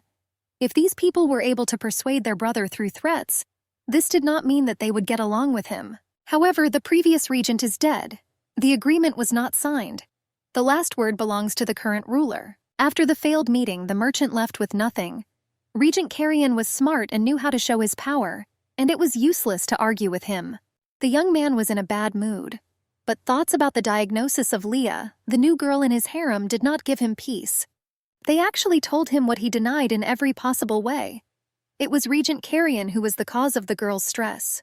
Surprisingly, he was angry at the man who had hurt my lady as a child. However, the prince was disturbed by these thoughts. He should not have thought about his subject in such a way. A young lady was walking in the garden, exposing her pale skin to the sun's rays. She also thought about what happened in the evening, remembering all the details. The girl could not help but admit that this was also her fault. But all the anger of the young lady fell on the kidnappers. Because of them, she is on the verge of death and suffers daily in captivity. A charming guy quietly approached from behind. The blond man with broad shoulders caught the lady's gaze. Before Leah had time to say that she remembered the young man, he covered her mouth with his large palm. But two maids were already looking for Prince Caesar in the garden. This was nothing new to them. The young heir often ran away and spent time away from prying eyes. The man loosened his grip and became distracted by the retreating voices of the maids. The girl, captive in his hands, bit the palm of the offender. He couldn't hold back his exclamation. Not so much from pain, but from the surprise of receiving revenge from a fragile lady. Leah laughed. She apologized for her actions. She just thought that he was another pervert who had caught her in the bushes. Immediately the girl calmed down. I recognized the younger prince in the young man. She was already afraid of punishment for causing harm to the royal family. But the young man himself admitted his guilt. As punishment, he only invited the new girl to a party in honor of the arrival of the royal son. The lady didn't like it. She refused to go with the prince to the holiday, telling him this right to his face. This surprised Caesar. After all the girls dreamed of receiving his invitation. He suspected that it was because she was Carrion's woman. This behavior confirmed the rumors. The girl knew nothing about their culture. She was surprised by the prince's words. The girl did not understand what risk she could bear for Carrion. She's just a harem woman. Prince Caesar was beginning to be annoyed by Leah's lack of understanding of the situation. It seemed to him that everything was obvious, but he had to explain that the lady could become a shortcoming of the current regent. The girl burst out laughing. She believed that a master could not kill himself over a subordinate. The girl shook her head and briefly replied that she would never believe it. This made the young man angry. However, he changed the topic of conversation. I decided to inform you that brothers can exchange women among themselves depending on their status. The young prince spoke about Sheila, to the girl who was once the first in the harem of the dead prince. Now she is nicknamed Woman Drama. Their conversation had just become more friendly when the echo of the maids' voices was heard again from around the corner. They continued to search for Caesar. Finally, the guy warned Leah that she should beware of that blonde. She had her own power and her own plans for life in this harem. Most of the maids and the head lady who managed them gathered in the hall. Fairs entered the room. He was interested in talking to her about Miss Leah. The sun was shining in the courtyard and had just reached its zenith. But as she sipped her tea, the lady was only interested in Karyan. She was interested in why he was avoiding his subject. The same stranger entered the chambers. She was interested in the health of the young girl, to which Leah herself smiled and thanked the woman. The lady looked around the girl's room. She noted that she was special, different from others. Having accepted tea from the hostess, Milady said that the queen did not like the harem. Moreover, the late ruler was a reformist. This is the only reason why so many conflicts and disputes with the elders were associated with her. But when the girl asked why both the queen and her son died at such a young age, the woman took off and left the chambers. Immediately the maid Ruru entered the room. She notified Leah that Mrs. Sheila wanted to see her. Surprise was visible on the lady's face. Why did new guests come to her? Miss smiled and reminded the girl that she was invited to a family celebration in honor of the arrival of the prince. The girl was thinking about a beautiful blonde. Sheila was the first to appear in the harem. Most likely she had a hard time here. But Leah shook her head and decided to stop thinking about it. She still doesn't understand. The first lady leaned towards the young girl. She was right. Regent Karyan said nothing about the invitation. Milady frowned. This is not how she first saw this lady. Not so arrogant and bitchy. And she was already looking around the room. She even offered to help decorate the room. But the owner of the bedroom refused help. She said that she was happy with everything. But she herself suspected that something was wrong here. Sheila smiled softly. After all, this girl is the unofficial wife of the regent. Surely she really shouldn't have changed anything in the castle. Leah didn't like this tone towards herself. It seemed to her that the blonde was mocking her. I remembered how Prince Caesar warned about her. The first lady laughed. She pretended to hope that she had not offended the girl with her words. The young lady was no longer laughing. Hatred for the beauty grew in my head. However, when the girl refused to come to the party, the woman frowned. If she really didn't come, she would need to be punished by the royal family. And Sheila grinned again. She offered her outfits in case the girl had nothing to wear. It seemed to Leah that it was better to let them openly hate her like Camilla. But this woman drama was very mean and was clearly up to something. A little later, Ruru arrived. The girl immediately asked a question about Sheila. The maid had been here for a long time and should have known everything about everyone. The maid said that the blonde really was the first in the harem of the late prince. She also became the third wife of Prince Dram, but she also managed to notice that she was the prince's favorite. Mistress Leah should have been more careful. This was the second warning of all time. It was getting dark. A scarlet sunset shrouded the sky, meeting the moonrise. There was a woman following Sheila. The two of them were planning something. We were preparing for something. Prince Karyan sat on the windowsill looking at the blue night sky. Farah's question took him by surprise. Was the regent avoiding his new subject? To which he replied that he was only taking care of her health. The bodyguard asked a new question. He was interested in why his master threatened the doctor with his subordinate. But this question remained unanswered. As the investigation progressed, the first servant found out that the manager of the harem was planning something and hiding it from everyone. The morning in the castle began in an empty corridor. There, the chief among the maids was waiting for Prince Caesar. She told the young man about Farah's investigation. The woman gave advice to the young man. She asked to stay away from the troublesome lady. She wanted to protect the guy from the troubles associated with the new girl. But he refused her. He told a secret that no one else knew. Caesar himself kidnapped young Leah. This news gave the lady a headache. She felt sorry that she could no longer scold the prince as in childhood. However, he very much asked the lady not to report the news to his father. They agreed on this. While playing chess, the king and the prime minister discussed the transfer of the throne. This could only be done by finding a woman for Prince Karyan. One lady was in mind. The one who somehow ended up in the harem. But the regent became interested in her. For the first time in a long time, he was interested in a woman. Lady Leah was preparing for a reception on the occasion of the arrival of the royal son. She was annoyed that the regent was supposed to like her. After all, they haven't seen each other for several days. Before leaving, Ruru called out to the girl. She urged us to be careful at the party. The guests were only aristocrats and members of the royal family. You couldn't put yourself in a bad light. Arriving at the event, my lady did not see her companion Karyan. She also didn't see Sheila. The latter caused her to exhale with relief. The girl was frightened by a sudden question from behind. She did not see the man's face, but he was interested in what the young lady was doing in this dark corner. It was Prince Carrion who frightened the young lady. The girl began to deny that she was hiding. After all, she just didn't want to go into the center of the hall herself. Without having time to object to his lady, the regent noticed how charming she looked today. But then I remembered the psychiatrist's recommendations. He couldn't show interest in this girl. Milady waved her hand in front of the young man's eyes. She apologized for this gesture, but he himself was thinking about something. The regent turned sharply and ordered his subject to follow him. However, the girl grabbed his hand and stopped him. She really needed to find out what was going on and what was happening to them, but she only said that she was afraid of ruining the royal family's evening. The girl admitted that she would not like to be executed for her mistake. Carrion reassured Leah. She didn't need to worry. After all, while she was with him, no one could do anything to harm the prince's woman. The lady looked at the young man in surprise. There have definitely been some changes in him. But for now, she could not understand the reason for this. The couple was already waiting at the table. The Prime Minister approached the prince and his companion first. He volunteered to introduce all his relatives to the regent. Leah sat down at the table. She felt uncomfortable being alone among a crowd of strangers. She had a bad feeling inside her. A man approached from behind. Again, the girl was frightened by a voice from behind. He asked why the lady was sitting at the table alone. The answering words came out on their own. The question of Prince Dram's wives hung in the air. However, he turned to the young girl with a grin. His request to the new girl was to become his fourth wife. After all, according to him, Carrion would not have lasted long. These words frightened Leah. Leah was taken aback. The prince's proposal was unexpected. People started looking at them. New gossip would spread throughout the castle in a matter of hours.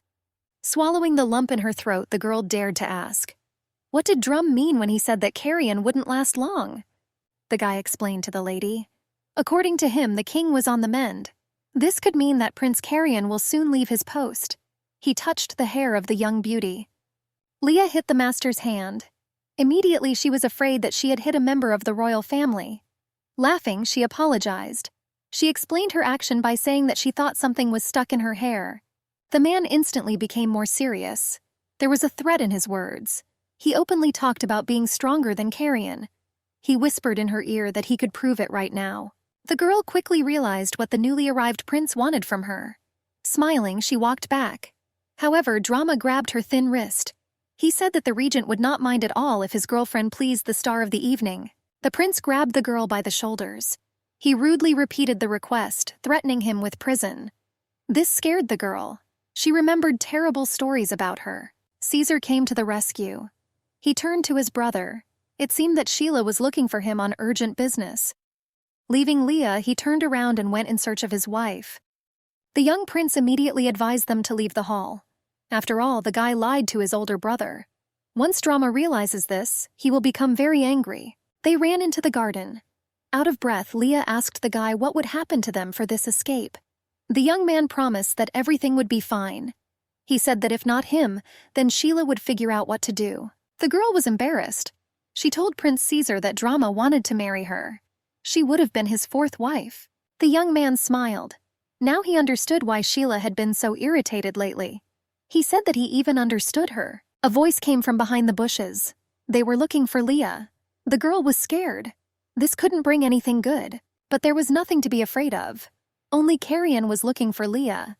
He didn't understand what happened and why she ran away from the holiday without his permission. The girl didn't have time to say a word to the regent before he turned to another guy. They didn't know each other yet. Prince Caesar introduced himself to the new ruler. The young man took the situation into his own hands. He explained to the master that the escape was connected with Prince Drama.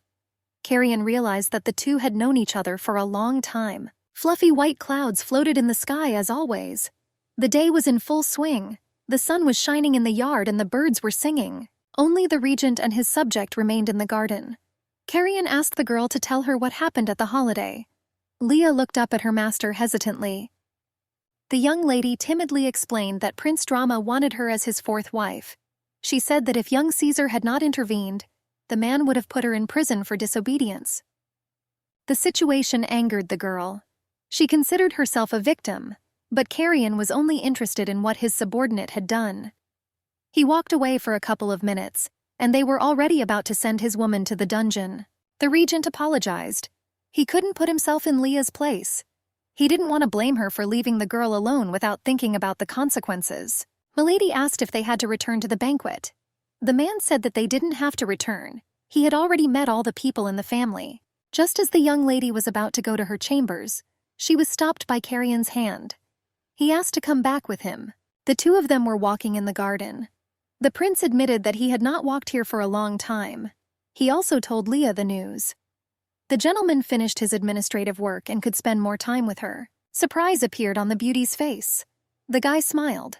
Naturally, he meant the contractual relationship between them. Disappointment pierced the girl's heart. Leah tried her best to deny her disappointment. She hated this man a few days ago. The girl did not understand why her feelings had changed dramatically now. The young lady no longer felt the tension between them. He did not address her as a harem girl. It was as if Carrion was the manager of the problem employee. The prince warned the girl that Drum was cruel. This man did not like to quit what he started. Therefore, a man could do anything to ensure that the new girl becomes his fourth wife. The girl was surprised. She didn't understand what it meant that Prince Drum was willing to do anything. The regent explained to her. He assured that most likely his brother would try to kill him in order to get Leah. However, my lady's surprise increased. She could hardly believe that someone would commit murder because of her. Carrion chuckled at this. He was amazed at the cruel opinion his passion had of himself. Their conversation returned to the agreement. He still had the power, because he had to find the killer before he had time to do something irreparable. The young miss was frightened that her master could be killed so easily. She wanted to keep him safe. The girl's brain worked hard. An investigation plan was needed. The regent explained to the girl that if he dies according to the agreement, she will gain freedom. But he warned that this did not mean that Leah could try to kill him. This made the girl angry. She had never even imagined something like this. Until recently, she was completely afraid of Carrion. He advised the girl to run to Faraz in case of danger. He will help her escape.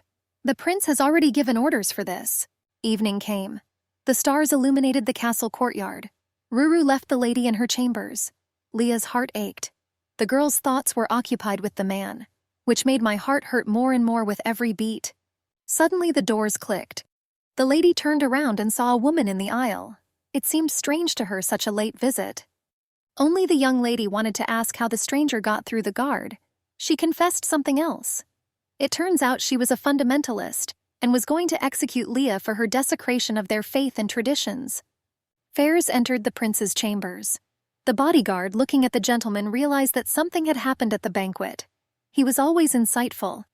Carrion nodded. He's tired of being regent. It was especially uncomfortable for the guy to be around Lady Leah. It was difficult for the young man to restrain his emotions in front of her. The young ruler was ashamed that he left the girl alone at the holiday. He hasn't even apologized for that day yet. But the man didn't want to lay it all out. The king's heir gave the order to the chief guard to be free. In the ladies' room, the lamps were burning with warm light. A woman leaned on top of her and squeezed the girl's fragile neck. Her strangled sighs and attempts to scream could not be heard by strangers. With her mind already clouded, Leah understood that she could not push her attacker away. The girl lost consciousness. Her last word was Korea.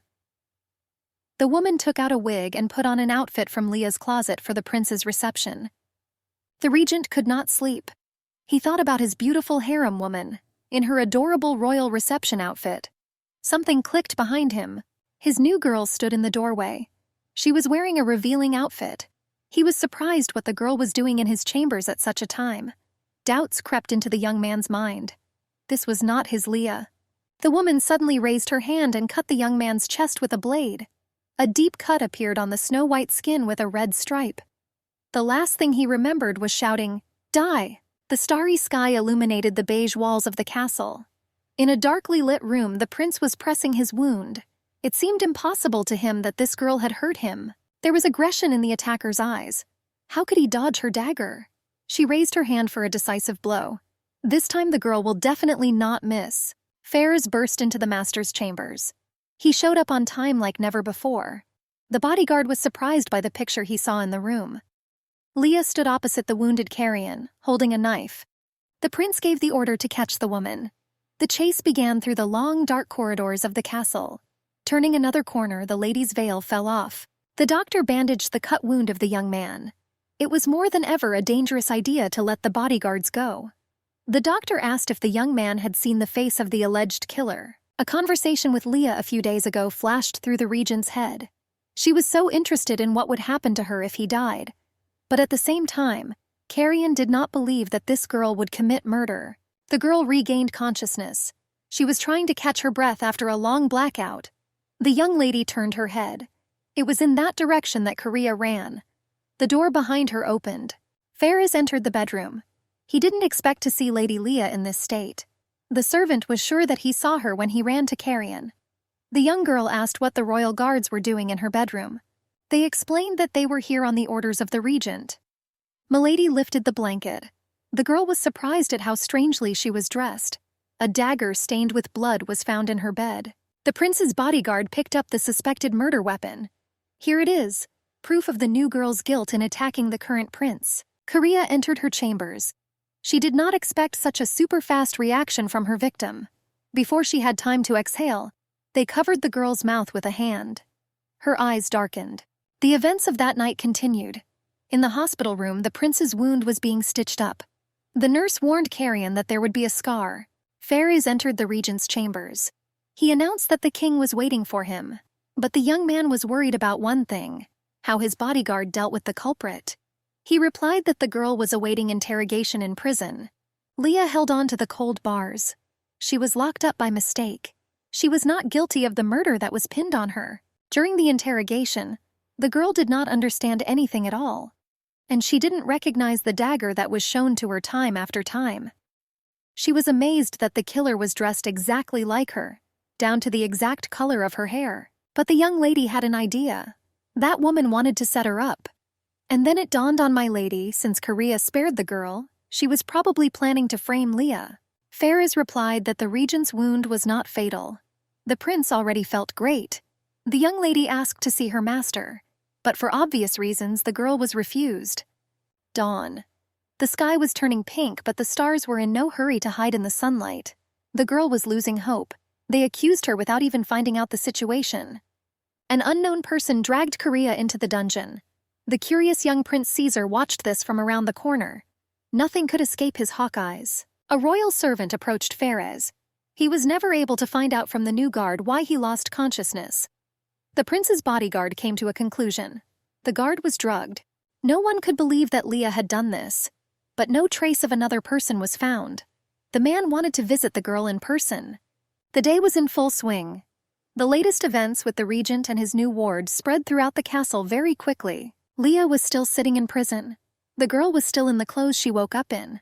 And it was cold in it. Icy air came from the walls, floor, ceiling. Keys jingled outside the prisoner's cell door. The door opened, letting a ray of freedom into the dark room. Ferris came in. The prince's bodyguard approached her. He was interested in the details of the incident. Milady told about all the events of that evening. About the fundamentalist and about strangulation. Leah could only say that this girl had been in the harem for 3 years, and according to her, she was an important woman here. Harmony reigned in the chambers. Porcelain dishes with tea and sweets clinked with laughter reigning in the bedroom. Sheila sat at the head of the table. She really wanted the ruler not to be an unknown girl, but one of the ladies of a noble family. The king and his heir were sitting at the table. Their conversation revolved around the most important topic at the moment. The ruler asked the prince to execute his subject. However, the conclusion on the part of the prince remained adamant. All power was in his hands. He was to some extent stronger than the king, and his conclusion was one. No one dared to touch Lady Leah. Ferris stood in the regent's chambers. It seemed that it was more important for him to find out who dared to attempt to kill the prince. The young man needed to know if it was really his lady. The bodyguard recounted the prisoner's words about strangulation and a planned plot to frame Leah. Their conversation lasted until the evening. It was already dark and we had to light the lamps. Carrion touched the fresh wound. He asked his chief advisor a question. Did he believe Lady Leah's story? He surprisingly remained completely calm and answered, leaving behind this a complete contradiction. In his opinion, the lady he had been watching all this time could not lie about something like that. That is, most likely it was not directly related to the incident. However, there was one more very important point. Based on the description, the woman who was guilty was never part of the harem. But the regent desperately did not want to believe that his lady was a game. The prince awarded himself the title Fool. After all, his mother always told him that he should never trust anyone from the palace. He disobeyed, and now he suffered from it. The bodyguard intervened in the gentleman's silent thoughts. Now it was necessary to decide what to do with the culprit. The guy answered the same way. He will decide for himself what to do, without looking at the law. The girl slept on the cold stone floor. Someone covered her and she instantly felt better.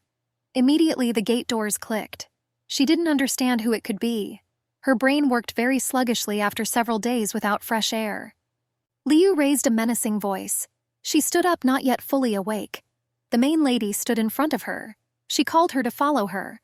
The manager said that the girl would work under her supervision. The lady cut the silence with a menacing voice. In her memory, for the first time in the harem, the mistress became a servant. But the young lady was happy about that. They decided not to execute the girl, and she will be able to live.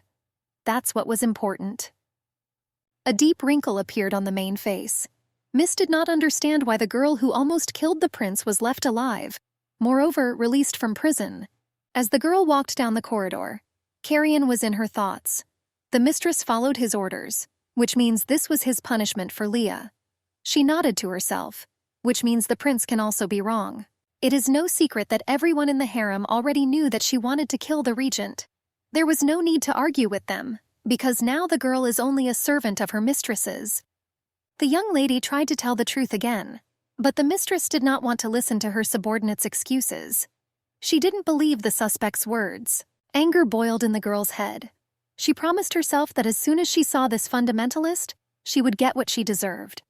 Milady was determined to open the eyes of everyone in this castle. Ruru was in the common living room of all the maids. Turning around, she saw her former mistress. The maid immediately ran to the meeting. Apparently, this girl did not believe that Lady Leah was guilty. The eldest gave orders for the young servants. The task was to teach the new girl all the rules of behavior and basics for maids. The deadline was one day. Ruru bowed her head in obedience to her mistress's order. She called Leah over to her. They sat down on the sofa with soft, fleecy cushions. The room was decorated in warm yellow and red colors. The new maid sat looking at the floor. So many things had happened to her, and she didn't understand why she was going through such trials. The girl asked what she needed to do. It turns out there was also a hierarchy among the maids. From here, Leah learned that Ruru had been demoted because of this incident with the assassination attempt on the regent. Next, the girls went to inspect the shared bedroom. The farthest bed was free for the new girl. There were also clothes in which she was supposed to wear for the rest of her time in the harem. After looking around, the new friend whispered to Leah that she believed it wasn't her. The girl was sure that her former lady did not want to kill Prince Carrion. This really cheered up the young girl. There was still hope that she would be acquitted. The only problem was that the culprit herself could not be found. During the day spent in the common rooms of the maids, the girl realized that the other maids were staying away from her.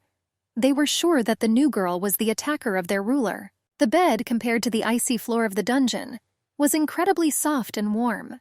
She even liked this bedroom more than the luxurious chambers of the women of the harem. The next morning, Leah woke up with bruises on her neck. Ruru quickly ran to the main one. She was frightened by this incident. But these injuries were direct evidence that the lady was not lying. Home lifted Leah's chin with her fingers. I tried to erase the bruises, thinking it was paint. The girl's eyes began to water. The lady was taken aback. It is unlikely that they wanted to deceive her. Ruru continued to beg to contact the regent. Evidence of the attack on the girl, and according to her innocence, was before my eyes. But the elder only silenced the girls. This startled the maid. It was painful for her to realize such categoricalness, but it was impossible to disobey. The girl left. Now the woman turned to Leah herself. The lady had to decide what to do with the problem girl. Do they really want to hush this up without resuming the investigation? The lady said that the prince was busy with business. There was no point in talking about such trifles. Moreover, over time the bruises will disappear. No one was supposed to know about the problems of this harem. And in the end, even if the new girl wants to tell you something, no one will care.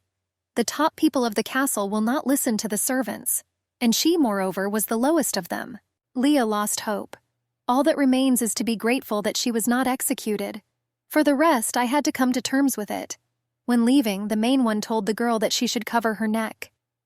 Standing in front of the mirror, the girl thought about a new problem. Due to injury, she lost her voice. But how she would like Carrion to see the bruise. He wouldn't just leave it like that. Ruru was already waiting in the living room. She was pleased that Leah suited her new uniform and hairstyle. The girl was even amazed that her friend could wear any clothes. Hearing the lady's voice, the maid immediately sat down next to her. She advised me not to talk until my vocal cords are renewed. Wiping the floor, the new girl among the servants was furious. Lower-class girls were forced to be playthings for men. She was amazed by the impunity of these actions. Silently squeezing out her wet hair, the girl repeated the same words. The main thing was that she needed to keep quiet, and everything would be fine. All the maids did this. This was their law. There was a crash from behind. The lady's eyes widened in fear. For a moment, she even thought about what would happen this time. I wondered who was now standing behind her. Prince Drum and his bodyguard stood behind him. The mockery in his voice dripped with venom. The girl was scared that he found her. Remembering Carrion's words that after what he and Caesar had done, Leah needed to run away from this man, she ran. This brought a smirk to the cruel prince's face. He considered this act very stupid in general, like her previous escape. After all, such behavior only caused Dram more excitement. Running around the far corner, the girl tried to catch her breath. She didn't want to become an object with which they could do whatever they wanted. Fatigue and the last days spent in prison made themselves felt. The girl's legs couldn't support her. She didn't even want to think about running further. The prince appeared in front of her. The young lady shouldn't have given up so quickly. The feeling that she was in a nightmare did not leave Leah. Gathering her remaining strength, seasoned with animal fear of Dram, the girl ran. But a crack in the step did not allow the girl to hide. She stumbled. It was painful to fall down the steps, especially when the girl landed her head on the tiles. Her body was trembling. The adrenaline in her blood kept her from calming down and feeling tired. It was necessary to run further. And then, the young Prince Caesar appeared in front of her. He always showed up on time, a real guardian angel for Leah. The image was complemented by his blonde hair and amber eyes. In the hospital room, the doctor gave evidence of her research for the prince. Surprisingly, his friend had nothing broken. All that left a mark on the girl's body after the incident were bruises. A large number of bruises. Prince Caesar also told Leah that she would not have to explain anything to her mistress. He will decide everything himself. After the young people left, the nurse made an interesting conclusion for herself. The bruises on the girl's neck were not related to today. The young lady was worried. She didn't understand what to do now. The girl's situation only worsened. The young man thought about how it all began. Yes, he kidnapped her. But now, thanks to Leah, he has found the hidden fundamentalists. But in particular, it was important for him to note one thing. If a girl becomes an obstacle to his idea, he will get rid of her. The girl tried to cope with her wounded body. But when she raised her hand, she only crunched painfully. Leah's idea was a failure. After a wave of throbbing pain, she gave up trying to do anything today. The young man watching her smiled. He assured his friend that he would talk to the lady, and she would stop following my lady. To which the miss asked what the guy would say about her. His answer was simple, as for a harem. He said that he would take the girl to his place for entertainment until she recovered. Leah threw a pillow at him. This angered the young lady. All the princes in this castle were thinking about only one thing. That's why she hated them. The door to the room opened. This attracted the prince's attention. He was interested in who could come to them. Leah entered the room. She was wearing a beautiful robe. Everything about the girl looked perfect and harmonious with her appearance. Prince Caesar was curious about one thing. Why does the girl continue to fight for her vision? If she accepted the rules, her life would become easier. The young lady frowned. What did the guy mean? Maybe he wanted something from the girl, but didn't want to say it. The prince explained. Since Carrion refused her. Why didn't my friend want to become Drama's wife? Why did you decide to remain a maid? After hearing that the regent had rejected her, the girl felt uneasy. My heart beat faster and my cheeks turned pink with shame. Caesar stood up. I recommended that Miss stay in these chambers, figuratively take a vacation until she gets back to normal. Leah was alarmed by the kindness of this young man. It was a mystery to her why he was always there and helped her. In return, he asked for a few of his questions to be answered later. When, of course, the lady gets her voice back. The girl agreed. She had no choice. Rest was vital to her. The guy poured himself a glass of red wine. He even offered to become friends. From now on, they had a lot in common. The word friends stuck in her head. It turns out that she really needed a friend. The next day, when Miss woke up, her whole body was burning with pain. She seemed to have a fever. From afar, the girl heard the excited voice of the prince. He offered her some tea. Suddenly, Leah started crying. The sobs came out in wheezes from her chest. All the pain after the kidnapping. The life of a harem woman. Several days in prison, and a servant was coming out now. She didn't understand why all this was happening to her. Prince Caesar put the girl back on the bed. He held her hand and carefully watched as she calmed down. The young lady felt as if she had an older brother next to her. Although even her own mother did not look after her like that. A few days later, Leah's voice returned. She recovered and could get out of bed. The girl asked how old the prince was. He chuckled at this. The young man was 100% older than her. However, he didn't guess her real age. The guy assumed that the girl was 19. But she laughed. She was older than that age, despite the fact that she looked young. The handsome man leaned towards her. Since his girlfriend's voice had returned, he could ask her the questions he had talked about earlier. The first question was what Leah knew about the girl who tried to kill her. Any little thing that my lady could remember would do. The young lady replied that they weren't talking about anything in particular, only general topics related to the investigation. It was getting dark. He was with Ferris in the office of Regent Carrion. Today, the first one, I planned to focus on work, but after hesitating, the prince sighed. Still, I decided to go to bed. He was tormented by fatigue. Lying in his chambers where the dim, warm light burned, the man heard approaching footsteps. The girl called him by name. Carrion stood up. His heart beat faster. Leah stood in front of him. She touched his chest with a soft palm. The man did not take his eyes off his lady. The girl lay down next to him. His name sounded so beautiful from her lips. The couple merged in a kiss. Both were waiting for this moment with trepidation in their chests. They seemed to merge into one. The regent abruptly stood up from the bed. How wonderful his dream was. But this desire of the new girl, it frightened the young man. The man believed that Leah was a liar. I thought it was she who wanted to kill him. But my heart told me that this was not the whole truth. It rained all day. Dark clouds covered the sky. It seemed as if there were blots of ink hanging over the city that the sky was desperately trying to wash away. In his chambers, Carrion was not afraid of the rain. It was warm and cozy there. A soft yellow light illuminated the room. The doctor came to see him. She pleased the prince with good news. His wound healed quickly and the scar was barely noticeable. Their conversation turned to the girl, the one about whom there was so much talk. The woman wanted to tell the prince something. It had something to do with her. What she was hiding under a silk scarf. This caught Carrion's attention. What else could happen to this lady behind whom problems followed like a trail? The doctor explained. The whole point was that the girl had bruises on her neck, those that are caused by strangulation. This surprised the prince. He asked the doctor to repeat his conclusion.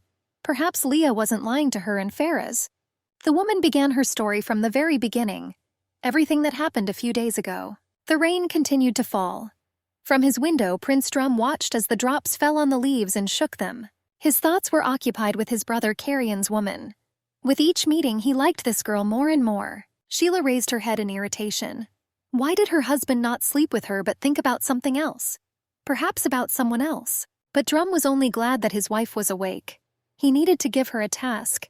His favorite always did everything perfectly. Leah walked around the maid's common room. There was no one in the room.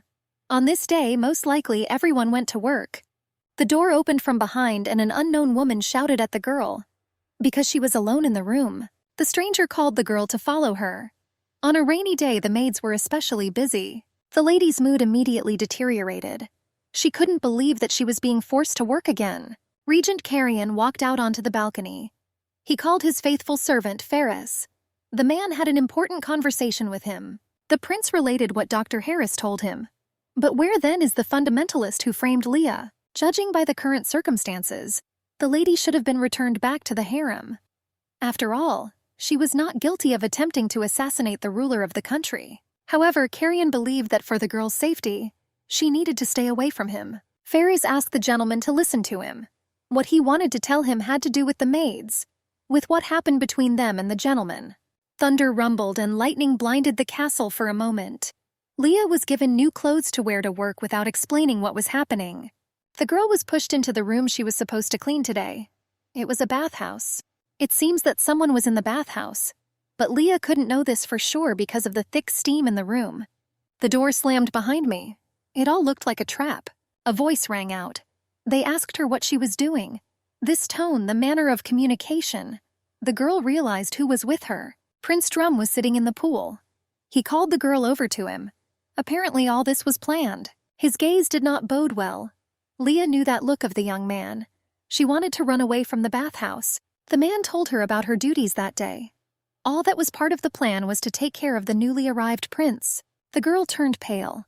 She didn't want to do this at all. I was ready to return to the dungeon, but not to be here and now. The prince stood up. He was angry at the maid's disobedience. She was a servant and had to do whatever he said. The girl was terrified. This man could kill her and no one would care. Nobody thought about the fate of the maids. He promised that no one would come to the girl's aid if she resisted. Prince Caesar walked to the sounds of rain and the purest air consisting of ozone. The young man thought about what Leah told him, about fundamentalists. They seemed to disappear after the death of the first prince. The guy sighed. It's a pity he didn't question that woman before she was killed. Now he had to ask his new girlfriend for details. A woman suddenly came out from around the corner. Judging by her clothes, she's a maid.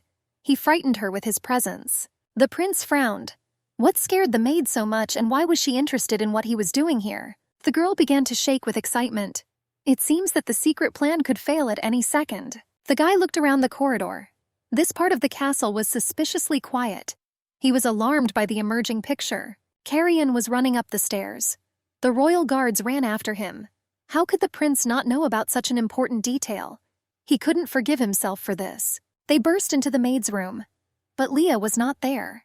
Where was the girl? Today she was supposed to stay in the living room. Caesar stood behind them.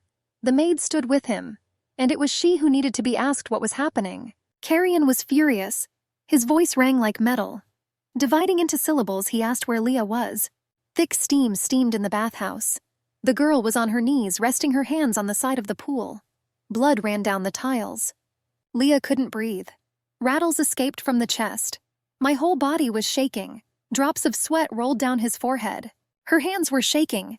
Prince Drum was lying on the floor. When he fell, he cut his head on the tile. Scarlet blood oozed from the wound. The girl had already raised her hand with the metal soap dish over the man, when suddenly she was grabbed by the wrist. Carrion stood behind him. The frightened girl tried to escape. All events were mixed into a mess. She was scared. Her prince spoke calmly. He wouldn't be able to save Leah if she killed Dram, but he wouldn't stop her if she really wanted to kill him. The soap dish fell out of my hands. The girl could not understand what she could just do. Panic seized her. Leah turned around and ran towards the exit. Carrion ran after her. He's been chasing this girl all day today. It's strange to realize this, but he wanted it. Fairies and Prince Caesar remained in the bathhouse.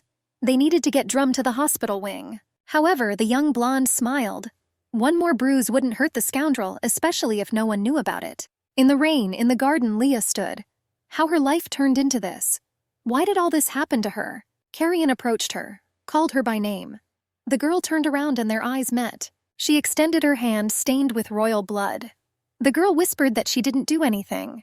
Tears rolled down from my eyes. Why did this man pester her? Why did he decide to choose her as a victim? The prince hugged her and consoled her. He sincerely felt sorry for the girl. How he wished he could protect her. He stroked Leah's hair. He said it was his fault, but he himself didn't know that this was still legal. The young lady inhaled his scent. Cleanliness, fragrant soap, and the smell of freshness from the rain. She would like to spend her whole life like this, in his arms. They sat down together on the wet grass. The girl's sobbing intensified. It was hard for her. She had too much going on. However, the combination of cold rain and warm hugs calmed Mrs. Emotions. The girl fell asleep. The lump that was in the hearts of two young people was washed away by the rain. Their feelings blossomed like a flower. The castle was cozy. He and Ferris were in the prince's chambers. Everything was fine with Prince Drum. A broken wrist and a head wound could quickly heal. Ferris admitted his guilt. He should have reported the maids earlier. Then this wouldn't have happened. Carrion began his story. About how he didn't want to return to this country. About the fact that he returned only to help his father until he gets better. But Leah, his woman, she forced the regent to reconsider his decision. He wanted to change everything and stay with her in this castle. However, Fariz could not understand one thing. Did Carrion and Lady Leah really have no other choice? This surprised the regent. I didn't understand what other way out the bodyguard was talking about. The servant explained. The prince had the authority to release his woman from the harem. Then all the problems would have resolved themselves. But the young man rejected this offer too. He wanted Miss to stay with him. The guard narrowed his eyes. He knew that nothing good would come of this. And so it happened. The prince admitted that this option was the best for Leah. But if he let her go now, he most likely would never be able to hug the girl again. This surprised the man. The regent made such an important decision to rule the state because of a woman. Carrion raised his eyebrows. Did he really disappoint the first person in his circle with his decision? The guy looked down at this. It was impossible to drive the gentleman into such thoughts. After all, in reality, Faraz could only respect him. The prince explained that he is a new opportunity for this country. If the weapon falls into the wrong hands, everything can only get worse. He turned to the bodyguard. Was he ready to serve faithfully no matter what? The man bowed before the regent. He will be faithful to him until the end of his life, as he promised when Carrion saved him from death. However, there was a problem. From the next day, Prince Drum and his men could take action. Revolt against Carrion. Lady Leah could have been made an extreme person. Did the young ruler agree to this? The prince was angry. Did his subject really enjoy this misfortune? Maybe he himself wanted to get rid of the source of problems in their castle. But the young ruler was ready to fight for his goal. It was worth it. He was not afraid of obstacles. Faraz left the chambers, gave orders to the guards to strengthen security of the territory from today. The guards needed to keep their eyes on Regent Carrion and Lady Leah. The rain continued to fall. The prince held a cup in his hands and looked out the window. Apparently the weather was not going to improve. He turned to look at the young lady sleeping in his bed. I thought that she did something like this in the past if now the girl is suffering so much. I sat down next to him. He would like the young miss to trust her man. She told me about her past life. The morning greeted residents with clear skies. The sun was peeking out from behind a few clouds. Leah woke up. Immediately the memories of yesterday deafened the girl. She could have done something irreparable if Carrion had not arrived on time. A man's voice came from behind. The guy wanted to discuss a lot. It was really necessary. The regent stood in front of her in a white robe. He wanted to talk before people came to them. The girl examined the regent, but looking down she was horrified. She had no clothes on, nothing but a white robe. Leah pulled the blanket up with her hand. She didn't want to draw extra attention to her body. Carrion sighed. I asked the young lady not to worry. Her clothes just got wet in the rain, so I had to change the girl into what she had. Miss was very embarrassed that she cried until she fell asleep, right in the prince's arms. The man handed the girl a mug of hot drink. Ornate steam rose from the cup. Leah's eyes widened. This was her favorite tea. But there was apparently an unpleasant conversation ahead. Carrion told the girl about what awaited her after yesterday. Milady faced the death penalty for harm caused to the king's son. Twilight reigned in the chambers of Prince Dram. Sheila wriggled around her husband and tried to find out what happened. The man frowned. The blonde wanted him to punish the girl. The girl looked into his eyes. Despite the fact that he had not liked anyone so much for a long time, Leah had to be punished. She leaned towards his lips and said almost in a whisper, this was truly a chance to overthrow Carrion. He made too many mistakes chasing his new girl. It all depended on how important the girl was to the regent. Sheila grinned. If Leah is executed, it will be a huge loss for the ruler. But Dram objected to her. He didn't have enough authority to do this. First, it was necessary to go through a royal trial. The young lady was shaking. She didn't want to believe that she would be sentenced to death. But Carrion objected to her. The girl wanted to kill the king's son. He and his bodyguard witnessed this. Leah was lost in thought. Memories enveloped her. She told the prince the whole truth. Prince Drum wanted to grab the fleeing girl but slipped and fell. This is how he got injured. But Carrion continued to say that even if the girl was telling the truth, she had to prove it in court. Leah started to get hysterical. She asked to be taken out of the country. She promised that she would never tell about what happened here. But the regent had only one plan to help her, and he sincerely wanted this. She was interested in this. It was interesting what method could protect him from Drum and his people. But first, the regent had to explain to Leah. Dram was second in line to the throne. He had a lot of power and influence. This meant that Carrion could not do much to protect the girl in court. The lady could defend herself, but this was standard procedure. She did not guarantee an acquittal. The prince continued to kill Leah's hope. But he was right. No one would believe a maid when a member of the royal family was against her. But the plan that the regent had was a difficult task. Carrion needed to know if his woman could handle this. The sun's rays entered the maid's bedroom. Leah entered there thinking about the master's words. His plan was for Leah to marry him. Then no one would touch the queen. The man gave her time to think. He offered to go to the castle until he called her. The girl understood that if she became a member of the royal family, she would not be sentenced to death.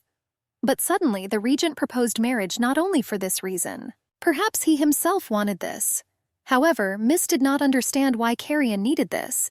Leah was not from a rich family, and marriage would not have brought him, as a ruler, absolutely nothing. The ruler summoned his mentor. He wanted to know why she hid from him what was going on among the maids. The woman lowered her eyes to the floor, but the guy was angry. He didn't understand why the bruises on the girl's neck were hidden from him.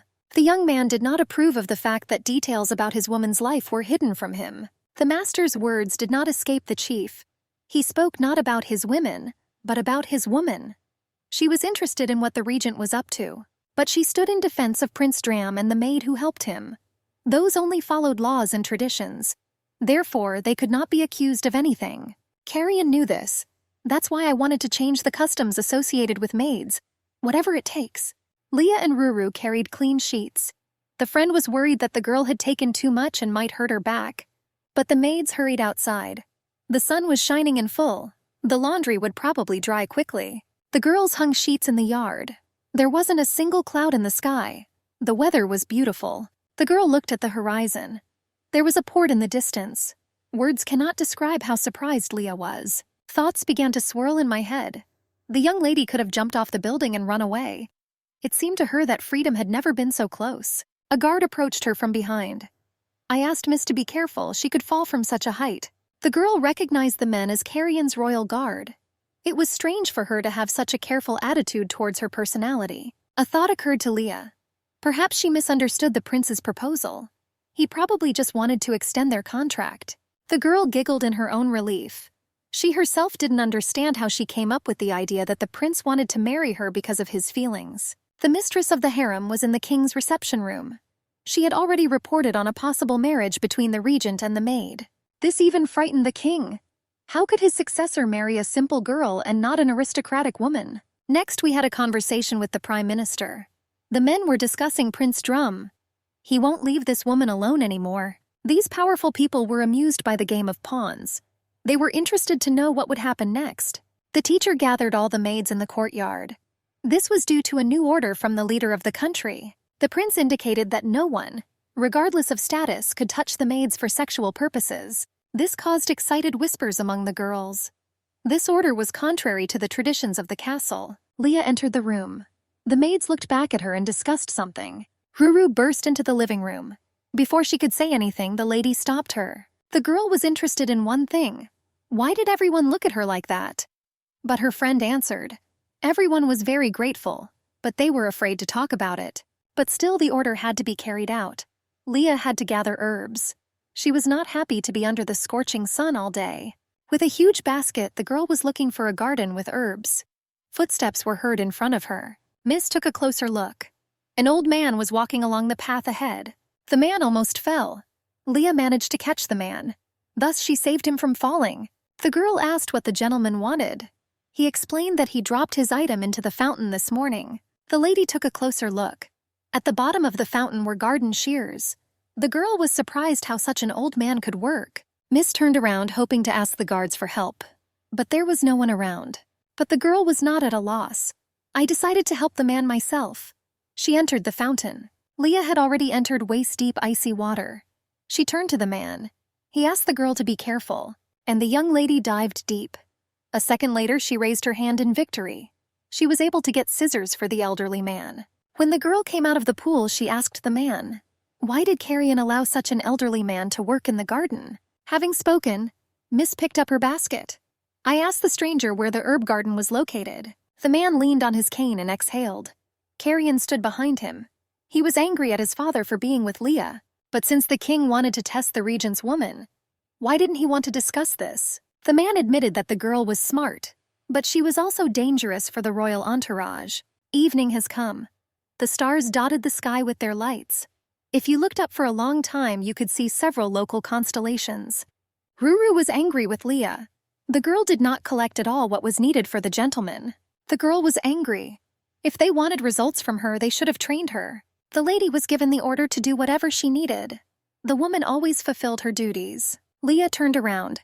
By the light of the moon, Regent Carrion walked into the garden. Leah was surprised by this. What could the regent be doing here at such a late hour? The girl looked at the prince's profile. In the light of the moon, the man seemed especially handsome to her. Carrion turned around, noticed my lady, called her before she left. He wondered where his woman was going so late. And why was there a basket in her hands? The girl blushed and turned to him. She explained that she just didn't have time to complete her task during the day, and was going to correct her mistakes now. The prince continued to pour out questions. He wondered why Leah went to the herb garden at night. This surprised the girl. She asked the regent how he could know where the maid was going. The man explained that he wanted Miss to help people. But I didn't think that the mentor would do it this way. He thought it would be better this way while he was busy preparing the plan. So Prince Drum did not suspect anything. Carrion knew that drama people would be suspicious of their marriage. Therefore, everything had to be carefully planned. The girl felt very strange, as if this was happening not to her but to someone else. It seemed like she was just looking at this situation from the outside. Miss dared to ask about an important thing. She asked if the marriage was a continuation of their contract. But the prince's gaze hardened. This question angered him.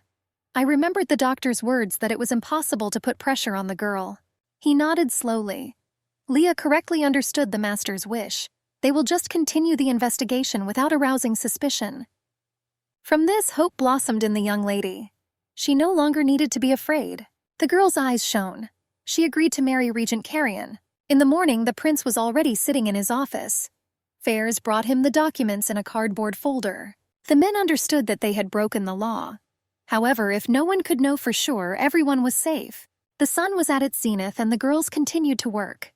Despite the wonderful weather, they always had work to do. Leah finally collected the necessary herbs. Ruru explained that they are mainly used to make tea for ladies. Suddenly, the royal guards appeared in front of the girls. This scared the young misses. The men unceremoniously took the girl and led her away. They explained this by saying that the girl had been summoned to trial for injuries inflicted on the king's son. Fairs left the office and went after Leah on the orders of the regent. Other guards immediately ran up to him. It was reported that the lady was summoned to an urgent trial before the king. The girl tried to walk, but she was grabbed by the hand and led along. Another guard cut him off. He forbade touching the young miss, threatened her with death, and his amber eyes glowed with rage. People hurried to the main hall. There was major league security at the entrance. Only Lady Leah was allowed into the room. The girl was shaking with fear, but outwardly she did not show it. She was warned about this development of events, but the girl thought that Carrion would protect his woman from this. Miss entered the hall. There were incredibly beautiful paintings on the ceiling, but she had no time for that. Now she will appear in court, where most likely she will be sentenced to death. The Prime Minister called out to the girl. I was wondering if the girl knew why they weren't called here. Leah looked around. Prince Dram's people were everywhere. She had seen them at the banquet. But the young lady answered the minister. She was not to blame for Drum's injury and was going to defend her position. The prince himself came up behind him. He was very angry. Drama himself, the maid, called him a liar. This was unacceptable. But Leah did not give up her position. She said this to the offender's face.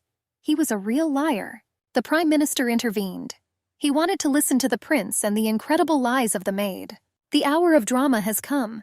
He said that a woman sneaked up on him while he was taking a bath and tried to seduce the king's son. This shocked Leah. The girl did not expect to hear such a lie. After all, in fact, everything was the other way around. But no one would listen to her. The man continued talking. He said that when the maid didn't get what she had in mind, the girl tried to kill him. The young lady blushed with anger. It looked like she was a crazy maid. The prince addressed her in a whisper. He said it would be easier for her to crawl into bed with him rather than stand here and wait to die. Leah grinned when he offered to back his deal again. The girl raised her head confidently, loudly replied that there was no point in seducing Dram, because she served Carrion. The prince stopped the insolence of the lower servant. No one dared to talk to the king's son like that. The man had already raised his hand to slap the girl, but he was stopped by the hand of the regent. Carrion did not speak but hissed with anger. No one had the right to beat a woman for telling the truth. The regent announced that Lady Leah would soon become a member of the royal family. This shocked Prince Drum. The man was shocked. How could a ruler take a simple girl as his legal wife? The girl had a shadow on her face. She was scared and excited. Carrion calmed down.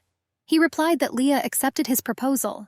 This means that the family court had no legal force. Drum chuckled. He doubted that everyone would believe their words. Perhaps the couple was trying to deceive everyone. The young man covered Leah with himself. Could the guy really doubt the veracity of his ruler's words? Both royal sons maintained eye contact. Carrion was confident that all of Drum's testimony was false. The prince turned to his brother with mockery. He called on everyone to look at the fragile girl next to him. How could she beat a strong man half to death? All the people in the hall paid attention to them. Again, a wave of whispers swept through the crowd. Carrion took Leah by the hand and offered to call a witness to court. Dr. Harris came into the center. She was ready to testify. And I wanted to talk about the events of that day. The doctor explained that all the injuries were caused by a fall. Such a fragile and small girl could not have inflicted this kind of wound. Drum continued to stand his ground. He said that the doctor cannot be trusted. After all, he could have been bribed. The king spoke from the other end of the hall. Leah's eyes widened. It turned out he was here all this time. Harris brought the head of the country to the center of the hall in a wheelchair. The girl was shocked. Then in the garden, she was not talking to the gardener. That man turned out to be the ruler himself. The king smiled. Carrion asked about his father's health, but he suddenly started coughing. They immediately began to take the man to the hospital wing, but he turned around and asked him to listen. He officially recognized the engagement of the regent and Lady Leah. The couple was promised a date at the end of the month. This news caused a ringing silence in the courtroom. Prince Drum became completely angry. I didn't understand why the maid who injured him was allowed to become part of the kingdom. The king also began to be irritated by the behavior between the young people. He advised them to resolve their conflict in the traditional way. Leah was at a loss. What was this method and why was everyone so scared of it? The prime minister asked everyone to go to their rooms. For 2 participants, the letter was supposed to arrive later. Prince Drum turned around with a chuckle. As he left, he told the minister that he would really look forward to this day. Leah frowned. Why was the man so happy? What awaited them in the future was a mystery to the girl. Before the young lady had time to ask Carrion what the king meant, she was called out. It was the minister. He wanted to talk to the regent alone. Miss had to leave. The man asked Leah to wait for him in his former chambers. The girl was worried about what was happening. Leah walked along the empty corridor. Lost in thought, she did not notice the men who seemed to be waiting for her. Fairs and his assistants volunteered to accompany the young lady to the room. This situation alarmed her even more. The regent and the prime minister discussed their affairs. Their conversation quickly turned back to Leah. Carrion sighed and closed his eyes. No one could change the fact that she is now his bride. The young man was not afraid that he could die because of her. His goal was to save the new girl's life. Leah caught up with Ferris, who was walking ahead. She wanted to ask a question. Confused, she asked anyway. She was interested in what the traditional method was. Ferris turned white. This meant that the 2 men had to fight a duel. After these words, no further explanation was needed. Miss stopped. My ears were ringing. One of the men had to fight until he died. Leah let out a nervous laugh. Perhaps Ferris was joking, or the king was not talking about this duel. How the girl would like this. After a while, the young lady asked another question. She was interested in how good Drum was in duels. Ferris stopped, answered the girl. Drum was one of the best in the entire kingdom. Leah entered her old room.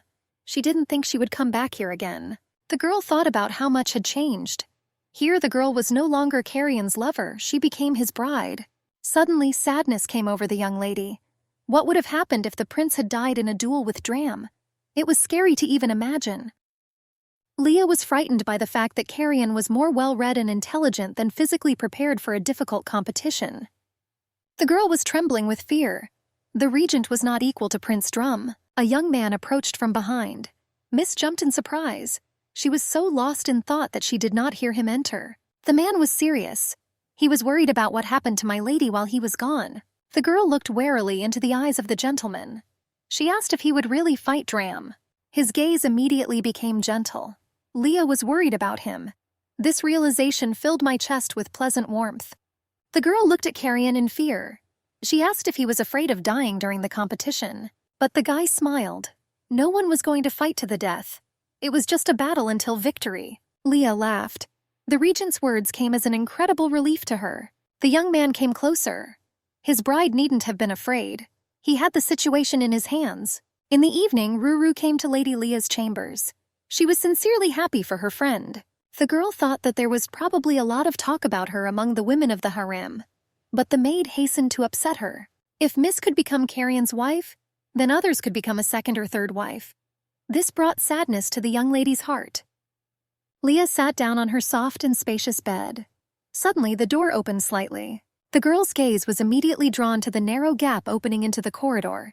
But there was only Carrion. He was here for a reason. The guy wanted to keep one important tradition. This tradition was called the honeymoon. This was a period in which the couple could enjoy their upcoming wedding. The young man sat down on the bed. They had to play the couple believably, otherwise Leah could be executed. Leah closed her eyes. They had to pretend to be a real couple. It seemed like the whole world had gone crazy. The girl thought that Carrion didn't care about her. But then she did not understand why he wanted this marriage. The young lady felt her eyes hurt. She needed to get out into the fresh air. It might help her sleep. The girl got out of bed and discovered that on the other half there were pillows instead of the groom. She frowned. Where could the guy go at such a time? The couple slept sharing the space between themselves with pillows. In this way, the young people avoided contact. And now after the man, the sheets have already become cold. He left the bedroom long ago. Leah pulled on her robe and stepped barefoot on the floor. It was dark in the yard, but all that was important was fresh air. Having opened the doors, the girl felt much better. The wind blew her hair. It became much easier to breathe. The gaze fell on the silhouette at the other end of the balcony. Carrion was standing there. Apparently the young man couldn't sleep either. Leah clutched her robe. It might seem that she married the prince. The girl decided to leave, but the guy had already noticed her. He asked if she slept as well as he did. The young man explained that lately he had been experiencing frequent insomnia. Before the future queen had time to think about why she should leave, she asked. She was wondering, after which the regent began to have problems sleeping. Carrion came closer. He didn't have nightmares. He had dreams that made his heart beat faster. He leaned towards Leah. She already wanted to push him away, but the guy stopped the girl's impulse. Someone was watching them. He cupped the young lady's thin chin with his fingers. They were not allowed to go inside or give any signs that they had spotted spies. The girl's eyes widened. Carrion leaned down to kiss her, but he stopped a millimeter from the lady's lips. Afterwards, the guy looked into Leah's eyes. Now it was possible to return to the room. The man picked up his bride in his arms. It was impossible to get out of the image of newlyweds. The young man carried the girl in his arms into the bedroom. Now they should definitely go to bed. Carrion turned sharply away from Miss and mumbled goodnight. Leah laughed nervously. Without completely understanding what had just happened, she also lay down on her side of the bed. In the morning, Carrion was reading a book, sitting on a red sofa with soft white pillows. But after a few pages, I put the process aside with a sigh. Fairy stood nearby. I asked if everything was okay with the regent. He looked tired. The prince rubbed his temples. The whole point was that he didn't get enough sleep. He had been suffering from insomnia for several days. The young man also told the bodyguard that someone was watching him and Leah outside. In the darkness, Carrion did not see who was watching them. It was already late, and the young man himself was tired. He asked to find out if it was Drama's man, and if not, to find out who it was and why they should follow the young couple. Dr. Harris entered the office. We were talking about what the doctor asked for in return after the trial. The woman suggested reviewing their healthcare system and buying more necessary equipment. Leah woke up around noon. She could not sleep until the morning when her fiancé had already left for work. This was a problem. This couldn't go on for long. The girl had to take action. There was only one option. Find Carrion's killer in the next month, and according to the contract, Leah could be free. The lady was pulled out of her thoughts by Ruru's voice. She had already arrived and was ready to serve her mistress. She was disturbed by the appearance of the girl and the bruises under her eyes. But when the maid saw the crumpled sheets and pillows, she became embarrassed. The maid suggested that Miss take a warm bath to relax. For a better effect, you could add essential oils. Leah stopped Ruru before she went to prepare the bathroom. She asked who was the best fencer in the country. The girl was embarrassed. The best swordsman was Fairs. This man always won the annual tournaments from the king. This surprised the girl. Carrion's main bodyguard was the best swordsman in the country. However, there was another candidate for this position. He was Prince Caesar. But Ruru took her word that her mistress should never discuss this with anyone. Maids were not supposed to spy on men sparring. Not wanting to take a bath, the girl quickly left the room. An idea sparked in her head. Before Leah had time to leave the room, she noticed security. But she really needed to see Caesar. The girl freely left the room smiling. The servants followed her. In his chambers, the young prince sat on the sofa and leafed through a new magazine. Something rustled from behind. He turned around. Prince Caesar was ready to hit the stranger. But only the prime minister entered the chambers. The young man asked why the minister himself came to him. But he replied that the king was interested in him. It was interesting to learn that neither side acted. Naturally, only Drum would want to kill Carrion in a duel. But the young man did not understand the king's decision. Why did he allow the marriage to take place? It turned out that some people thought that the marriage would not happen. The king could use it for his own purposes. Perhaps Leah's destiny was only to keep the regent from escaping. Caesar just grinned at this. He didn't feel sorry for the foreigner, but the boy was cunning. He could help find the killer, but only if the king grants his wish. Leah was walking in the garden. It was as if guards were glued to her on both sides. There was no way she could get into Caesar's chambers. The girl pretended not to understand why she couldn't go a little further than she should. But the security didn't let her in. The girl was Carrion's fiancée. She was not allowed to enter the territories of other princes without permission. The disgruntled lady walked in the other direction. Unfortunately, she didn't get to see her new friend. They also explained to Leah that they would report to the regent about her every step. Having learned the names of the men, the girl smiled charmingly and allowed her to be led back to her chambers. Walking past the alley, the girl heard the clanging of metal. The bodyguards explained that it was soldiers' training. Leah went upstairs and looked out of one of the arches. Drum fought with one of the soldiers of the royal army. The girl had to admit that he was manageable. The man swung his sword and it cut the air with a whistle. His partner fell. Leah panicked. How could her fiancé fight against Drum? Carrion could have been killed with the first blow. The girl was crying while sitting on the floor. First they will kill the regent and then she. Why was there a plan with marriage if no one will be saved? Sheila stood nearby. As always, the girl looked graceful. It was clear from her face that she was proud of her husband. The blonde said that for many centuries the prince had become king using this method. The missus looked at Leah. She believed that a strong man should rule the country, and this could only be proven in a duel. The girl stood up. She believed that strength did not have to be physical. Nowadays, moral core and intelligence were important. Drum's wife laughed. Indeed, this was the case in other countries. But in this state and this country, everything was the same as several centuries ago. She looked into Leah's eyes. Did the bride herself believe that her future husband would win? But the young lady answered that whoever wins at the end of the competition will win. It was impossible to think ahead. Sheila continued to pester the girl with questions. She wondered where Carrion himself was. Why didn't they spend time together? Miss decided to laugh at the bitch. Smiling, she was happy for the blonde because she was a wife twice. It was a great experience for the girl. The woman's nostrils flared in anger. She congratulated the newlyweds on their engagement and left, leaving a trail of floral scent behind her. Ferris went to the garden in front of the balcony of Carrion and Leah's chambers. There were indeed tracks behind the bushes. The girl fell onto the silk bed. After talking with Sheila, she felt even more tired. The regent entered the room with a large stack of books. He still had to work, but he also pretended to spend a lot of time with his future wife. Milady casually mentioned the red room in the conversation. The prince's gaze immediately became icy. In order not to be embarrassed, the girl turned the conversation towards a duel. She asked the groom to win, no matter the cost. Carrion interrupted her by throwing the books on the table. He needed to work before dinner. In return, the man invited her to take a nap. He would have woken her up when the food arrived. Leah woke up to the singing of birds. The sun was shining brightly through the windows. It was already morning. The girl did not expect to sleep for so long. But when I turned around, I saw Carrion. He fell asleep on the sofa, right with a book in his hands. The young lady looked at her groom for several minutes. Having decided that it was not comfortable for him to sleep in this position, I decided to wake him up and offer him a bed. But no matter how much the girl called his name, the young man did not wake up. However, Miss was afraid to touch him and wake him up. While the regent was sleeping, he could be examined in detail. The bride wondered how old the prince was. The hand reached out on its own to touch the guy's long hair. His eyes immediately opened. Carrion took the girl by the wrist. This sharp gesture frightened Leah. The man switched places with her and loomed over the young lady. They looked into each other's eyes. The young man reached out with his lips to Leah's thin, pale neck. She didn't even have time to say anything to justify touching his hair. The guy touched his palm to Mrs. Thigh. The girl tried to extricate herself from his strong hands. The girl hit the regent in the face with her hand. He froze and looked at her in surprise. And suddenly the man understood. He was half asleep and did not realize his actions. A shadow immediately covered his face. Still embarrassed, the guy got off Leah and walked to the other end of the room. He was truly sorry. Carrion apologized to his fiancée. After the dream he did not discern reality.